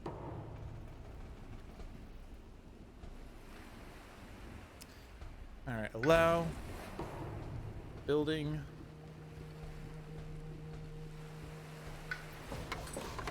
Blocking a ravage seems better than blocking a build. Hey, look, they're exploring in the wetlands. That means the next one's tier 3, right? Because we've seen all 3. Yep, tier 3 next. All right. That's when it doubles up. All right, look at all these cards. Look at all these cards. All right, we want to gather Dahan here. Also tier 3, so there's no more escalations. We don't need to worry about leaving Dahan behind anymore. So what does Trees and Stones do? It's going to do 4 damage and defend 8. There's currently 3, 6, 8, 10, 12, 13.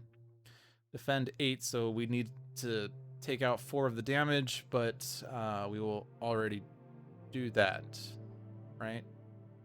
I will take out a city and explore. 3, 5, 7, 9. Defend 8. That's lands defended. Perfect.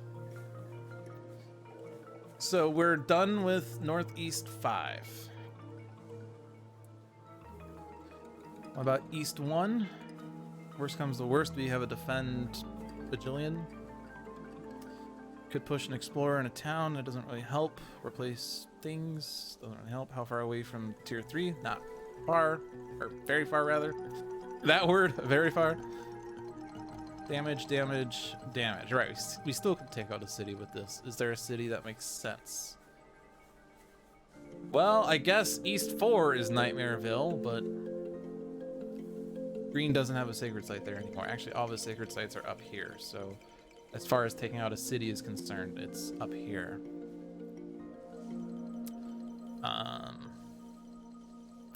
Do we need to do more damage here to take out everything? 3, 6, 8, 10, 12, 13 will become 9.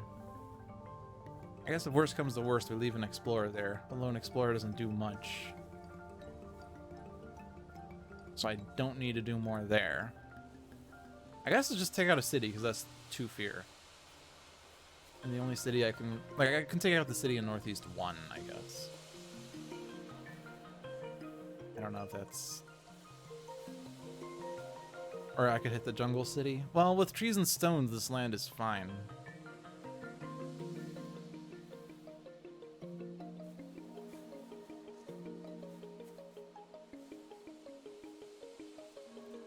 Could just do it anyway because it doesn't make a difference. Doesn't really do anything in Northeast 1 either. Just, you know, take out some things there. Just do it! Yes, you can!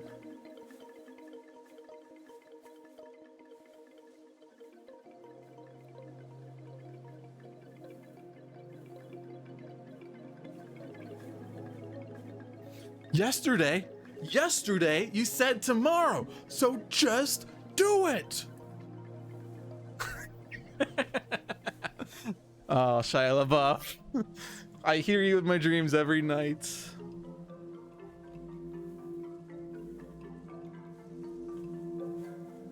Block the build in Northeast 9. Yes.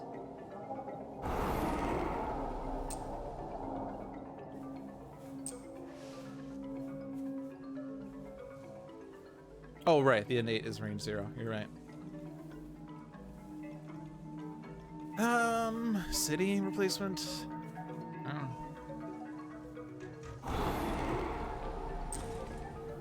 That city's gonna come back, but at least you get fear off of that.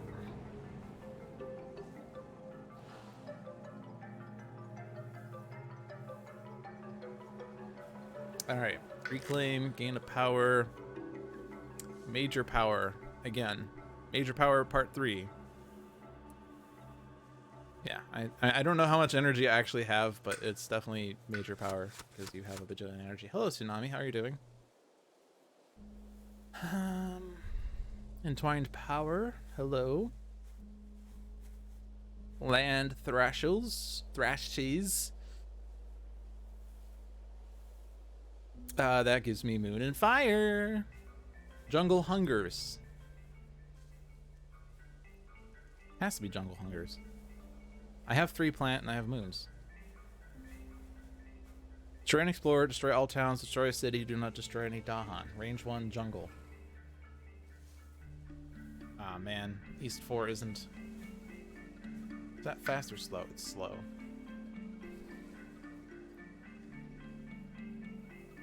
Northeast 5 on the other hand, but no, never mind. That's dealt with. But that's gonna give a bunch of fear. We need fear to, like, end the game faster. Coasts are mostly clear, yeah. Except for, like, Northeast 1, I guess, but... Yeah, if green got that, that'd be pretty good. If we can get a Dahan in Northeast, rather in East 4, we could jungle hungers in that, regardless of, you know, range 1 of jungle. Alright, you're reclaiming 6 energy. Yeah, green's getting a major.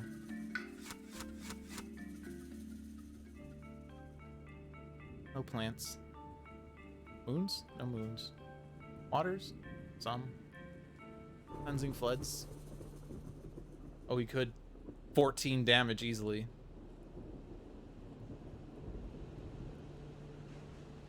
He getting the 4 card plays? He is.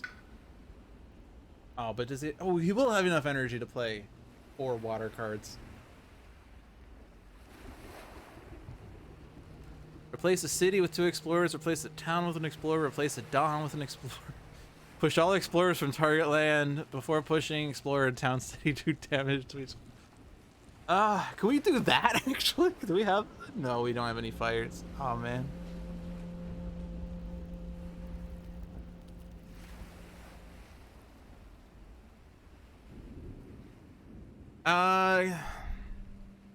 It's a silly power. I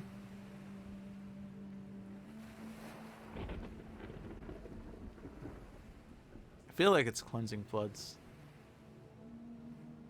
He could play his 3 slow cards plus cleansing floods this turn. That would give him 4 water. I don't know what else it gives him, but it gives him 4 water.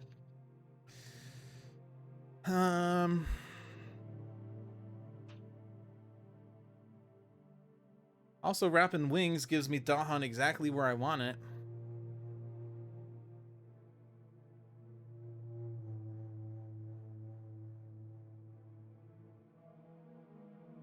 What I'm thinking about is trying to cleanse the East 4 floods. They're going to build a city there. 3, 5, 7, 9, 10, 11, 12, 13, 14 damage worth. Look what card is 14, by the way.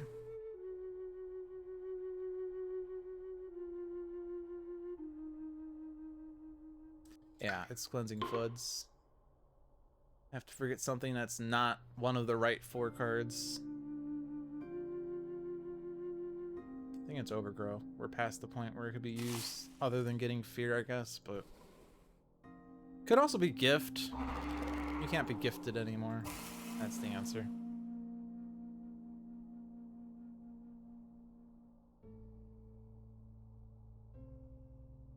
Right, and then here, what is Jungle Hungers? We'll figure out something with that, I'm sure. Trees and Stones needs to be kept. Indomitable Claim, maybe. Still have to think about East 1. We have a cheap defend there. Yeah, there. Crops wither. How many? I need 3 plants. Yeah, I can't lose any of my plants. Mantle of Dread. I will not be able to get to tier 3, but no one's expecting me to get to tier 3 anyway. 7 energy, so Fungal Hungers. Can I use that? 3 plants. It needs to be these cards. Okay, that's all my card plays. No, I have 2 more. I keep looking at these symbols wrong. I only have 1 more energy though. Moon and Fire. This one. There.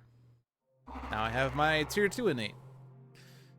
Presence here. I'll probably undo this in a second once I actually figure out what I need to do. I'm just playing cards. Can you play 4 cards? Yeah, we want you to play 4 cards. Where do you need to be? Sacred site somewhere.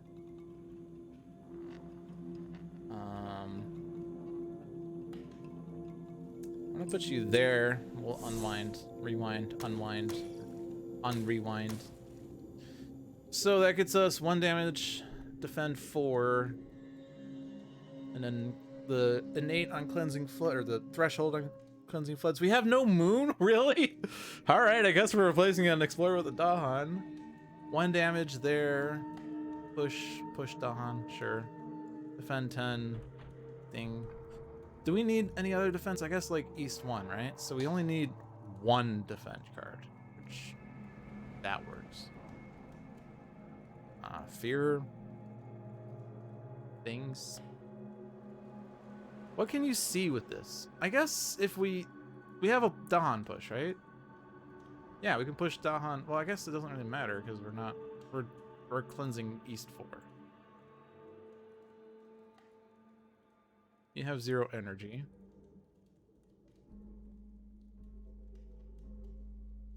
You're not indomitable claiming you can't see Northeast 1. I guess we'll figure out what we want to do with this after the explore. I think I'm fine with this. How many builds can we stop with this? Destroy 2. This has 3 explorers. Like, I can't really stop that. Yeah, we stopped that. Can't stop that. Could stop that.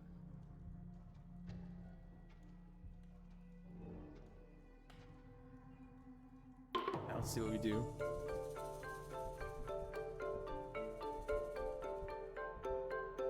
Do you need to gather? Gather 1? You have to gather 1. Of course you have to gather 1. I just want to kill these 2 guys without gathering.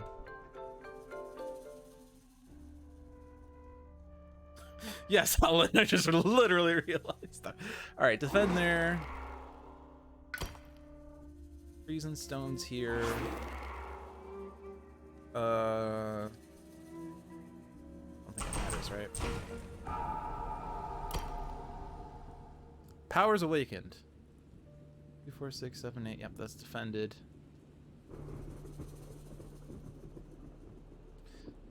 I guess I could stop the one in East 3, so that still works.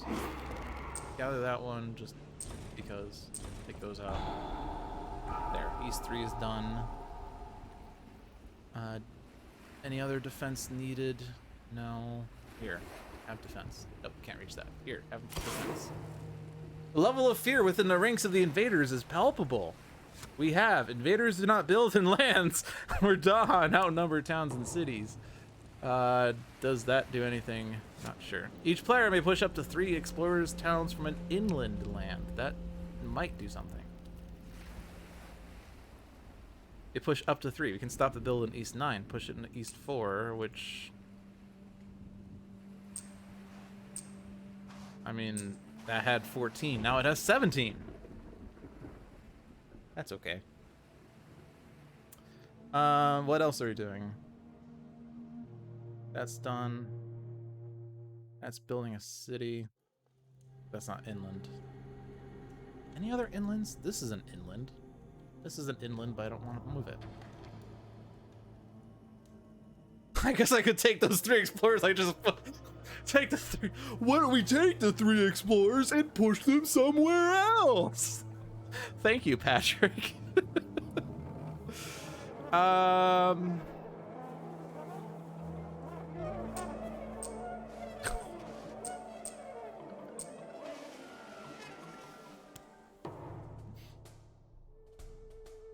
right. I'll allow that one. Building wetlands. Allow. Exploring mountains and jungles.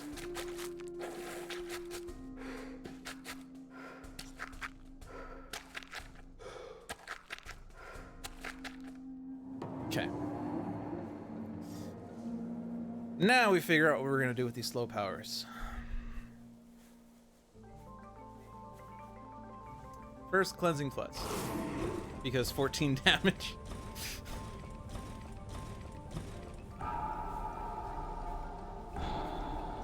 All right, we're 1 card away from Terror level 3, so if we can take out all the cities, I think that's my next priority. As in the current priority. I could replace a city. That's easy. Can't reach that, right? Can't reach that. I think part of the plan was pushing Dahan in there, but then I forgot I needed energy to do that. That's fine. We could probably do that in some capacity, maybe. Can't reach that because that's range 0. Place a Dahan with an Explorer and a land with a Dahan. Yeah, that's not going to do all the things I want. So what can I do with Jungle Hungers? I could just do it there. They are building there.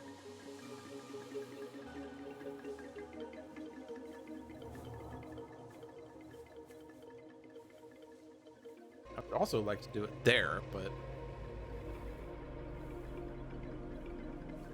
I mean, I guess... as long as they don't build any cities... like, I don't care about the build if I can win by the next slow phase or the subsequent fast phase, right? Is there any water ravages? I guess this ravage still has to be considered, but that's the only one. So we can deal with that in some number of ways.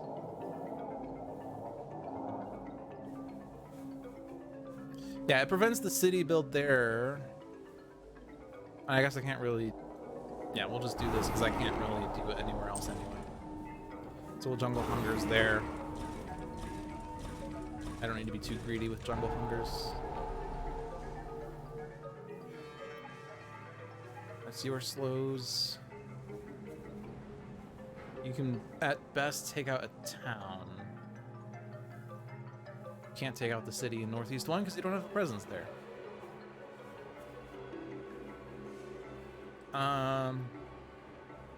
Let's get more Dahan there.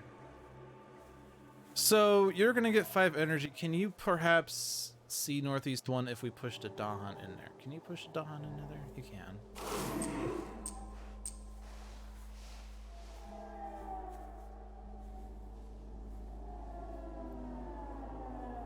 So if you reclaim and we take trees and stones, we take out that city. Okay, perfect. We're fine. So you could just take out a city, or sorry, a town somewhere.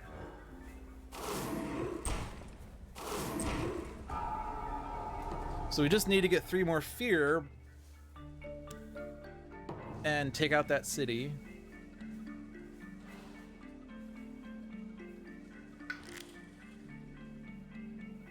And you only have 5 energy though. But trees and stones, as long as you can see that, which you can because of Dahan. So you're just playing that. That's all you're playing, so it doesn't matter here. Shadows, you can take Call to Migrate, sure. We do need to generate some fear. That has fear, okay.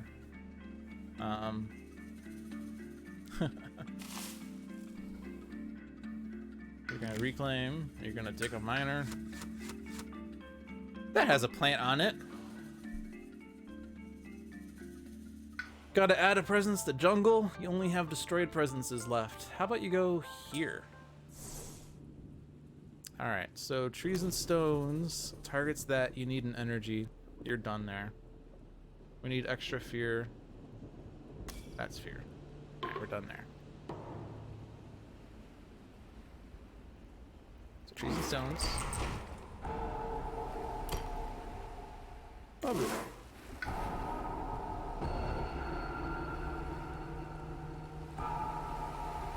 There are no cities on the island, yeah! That was a long game. Definitely a lot more intense than One Deck Dungeon, but such is the way with Spirit Island, and I kind of expected it to go long as the result. We got Savior Island. The first spirits rise 2 out of 8, European Repulsion 1 out of 3. And The Real Deal, and Canonical Geography, and Vigor. And Wessets. Not worried about score tonight. Yeah. I got 55. It's enough points. I guess I could have removed a blight, but would that have done? Yeah, it would have gotten me a point back. Couldn't do anything about Dahan because my only Dahan revival was slow, but even then I would have only gained 1. So yeah, I could have removed 1 blight and got an extra point. 1 more point than 54. Yes, my goal was 54, so I screwed up there. Chucksy doodles. Well, if you like what you just watched, be sure to check out Spirit Island Saturdays, because I'll probably be flying solo on Saturday, and so we'll probably do another 2-player thematic map in some capacity, or we'll just do quick play 2 players again, see if that gets me thematic map. We'll see. Also, yeah, the discount for Spirit Island. Yeah, going to slow would have meant we lose the invader card, so we would have lost 2 points there. Yeah, so we couldn't have done anything with Dahan. There's just the blight removal, which I don't know if I probably could have gotten like the tier 3 innate on green to get that triggered. Maybe Frenzy will find his way to you. Well, if Frenzy wants to join, he sure can. Otherwise, I'm happy flying solo. It does take a bit longer, but I do feel a bit more satisfied playing the game because it's 100% me versus 40% me, 55% John, 5% John scolding me for doing something not that I should have done. Or if we play with 3 players, it's 20% me, 30% John, 30% other player, and then 20% John and other player scolding me for not doing things. When I'm playing solo, I can take as long as I need. Yeah, I do spend a lot longer on turns, but part of that though is, and I've mentioned this before, I'm still not, like, I'm definitely at the point where I'm familiar with the cards. Like, I see a card and it's not like it's the first time I've seen the card. I've seen all the cards before. So I do recognize what the cards do and what they're good for and how they can be used. It's just when I first see a card, I do have to read the text to understand what it does. I can't just see the art on the card and say, oh, I will play this card to do the thing. Like, oh, that's the Fleet of Foot card, or oh, that's Inspiring Presence. Nope, I have to read the text. Also, I'm gauging the elements, and I'm not sure if that's ever going to go away, because there's a higher level of complexity with card draw in Spirit Island, because you're not just considering the text of the card, but also the elements on the card, and whether the text of the card coupled with what the elements provide you is worth it. So it's definitely a long time. I need to do a stream where I go to the card library and read them out, and we'll finish it with a quiz where I just see the card art and I have to supply everything. Yeah, no, probably not. But yeah, I'm sure I will always have to think out loud about all the cards. I could theoretically reach a point where I see the card art and I know what the text does, but I will probably not reach the point where I'll see the card art and immediately know the elements. But we'll see. Yeah, I'm not criticizing my gameplay. It's just, and speed is not of the essence. Like, I sometimes see other people playing Sentinels where they just, like, they get to, like, Legacy's turn, and they're just like, all right, play that card, do the damage, do. They're even, like, skipping all the animations where they have the tab button held down. and like they're flying through the turns because they're just trying to beat the game as fast as possible. But for me, I like to take the game in and soak it in and be one with the game. Like when I do Sentinels on stream, I'll spend an hour to an hour and a half or 2 hours in a singular game that someone else might have been able to play in 20 minutes. They might have made twice as many mistakes due to playing a bit more frantically, but I feel a bit more like I'm one with the heroes and I've actually beaten the plight versus I'm just playing game mechanics, which is... Once I get to the point where I know everything, that's when we shall play Branching Claw. Oh boy, Branching Claw. It has a bunch of other tokens, and I keep trying to remind myself what they all do. Because there's one that stops the next explore, there's one that stops the next build, one that stops the next ravage. There's also like an animal token plus some other token, I think. Plus events, which is, yeah, the events that spice up the game. Makes it less predictable, and that's great when you're experienced, yes. Because definitely like I could play a 0 difficulty game, I'm sure, at this point. Like, I could probably, if I want to just like refamiliarize myself with like Bringer of Dreams and Nightmares, I could probably play a 0 difficulty single Bodon game just to see the cards. But it's definitely, I'm definitely like more comfortable playing at the higher difficulties. I'm not even at like the teens, but I could potentially play difficulty 4 a bit more often. I think we lost to England 3 though, so I should probably hold my breath.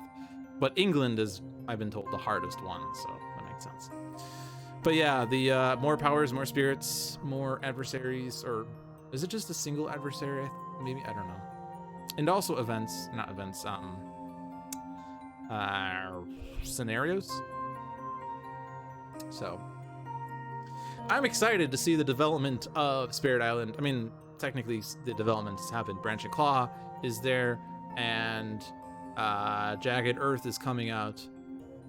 So it's, you know, already developed past what the digital game has come. But I do like to see how the digital game implements things. I have not played the physical Branching Claw because I don't have anyone to play Spirit Island with locally, and I'm sure as hell not gonna play single player solo physical. Single player solo, yes. I'm not gonna play single player physical with Spirit Island just because there's so much to pay attention to, and I'm totally going to forget not just what cards I played, but where I did defenses. Or I'm going to overlook a build because I just didn't notice that island or that land. But I really like seeing the digital games because it helps a lot with the, you know, tracking aspects. Plus, we get to find all the bugs that have come. Anyway, I'm rambling. Thanks to you for watching. You do have the reminder tokens when you play physical. But what if you forget to remove the reminder token and you have to remind yourself that that reminder is an outdated reminder?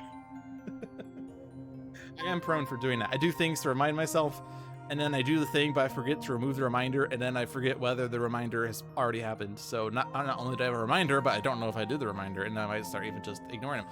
Anyway, thanks for watching Dolphin Live. We do this every Thursday at 7. We play some combination of Sentinels of the Multiverse, Aeon's End, One Deck Dungeon, and Spirit Island.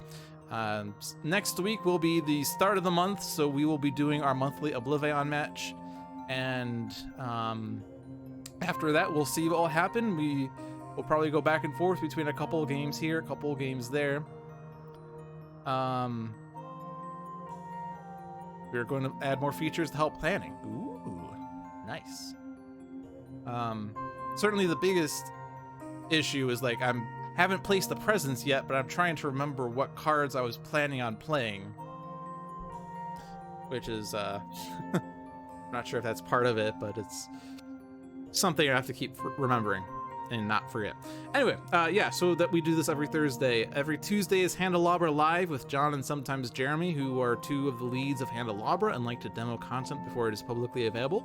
Every Saturday is Spirit Island Saturdays with me and usually John, but John will be off this week and will also be gone from Handelabra Live next Tuesday because he will be out of town doing something, who knows what, saving the world probably. I'm sure he's secretly a superhero who helps save the world once a year. Maybe, I don't know. have to wait for that hit superhero movie about that. Migrant P might stream Aspire now that his iMac decided to boot. I will certainly watch that.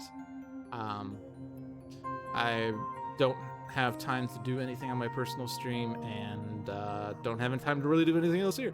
I've been playing a lot of Civ offline, and I've kind of gotten to the point where my games are taking way too long. I've been trying to like, visiting parents. So he's not even out of town. He's just out of commission. I've been playing Civ 5, and I probably shouldn't play on standard speed. I've been trying to do like 1 game a day, but on standard speed, that's just way too long. I also kicked up the difficulty from what I'm used to because I was starting to dominate the AI, but my last game, I was just totally devastated. Partially because I think I played with 12 civs. I played a random map, all random settings, and I got into a map with 12 civs. And one of the civs got like 36 cities, which is crazy. I can't have 36 cities and not have minus 200 happiness. But they had 36 cities and their science overwhelmed mine. So that's how I lost. Anyway, rambling aside, if you don't know anything about Civ, none of that makes sense. But like in my experience playing vanilla Civ 5 against AI, generally you eventually outpace the AI science unless they make 36 cities, then you can't beat their science apparently. I probably could have done better had I built more cities or been able to go to war with them, but I didn't. I was at war. Doesn't matter. I was at war with another Civ. Anyway, no one cares. Everyone's already left. Oh, you're visiting parents. I thought I first interpreted your message as your parents are visiting. Like, I have visiting parents this weekend, but you are visiting parents. So, all right. Where was I? Saturday, Spirit Island Saturdays, most likely lone unless someone wants to come and accompany me, but I am happy being solo because then I could just sift through the cards and figure out things as I go along, which is always a really fun experience. Also fun demoing to an audience that will criticize your every move. No, I'm kidding. And Sunday at 7 p.m. is Tales from the Archive with another letdown. Now, I'm not sure if I should announce this. I'm not sure. Let me double check something real quick. It's not updated yet. Or nothing's been added. Monday, August 3rd, that's this next Monday, is... Not sure if I should completely say what it is, but it will be on deck, and you'll either find out why. It's a very special on deck, but you should check out the very special on deck on Monday, August 3rd. All right. And also, Sentinels of the Multiverse, Bottom of the Ninth, One Deck Dungeon, Aeon's End, Spirit Island. Get those games. They're fun. Spirit Island just came out. I believe it's discounted. Also, I think it says somewhere on the menu somewhere. Yes, 1.0 of Spirit Island is finally launched. Can I change these things? No, it was on the One Deck Dungeon thing. It said something about things being 15% off.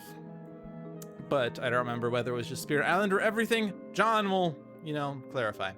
Thanks again for watching, everyone, and I will see you all on Saturday. Have a very good night.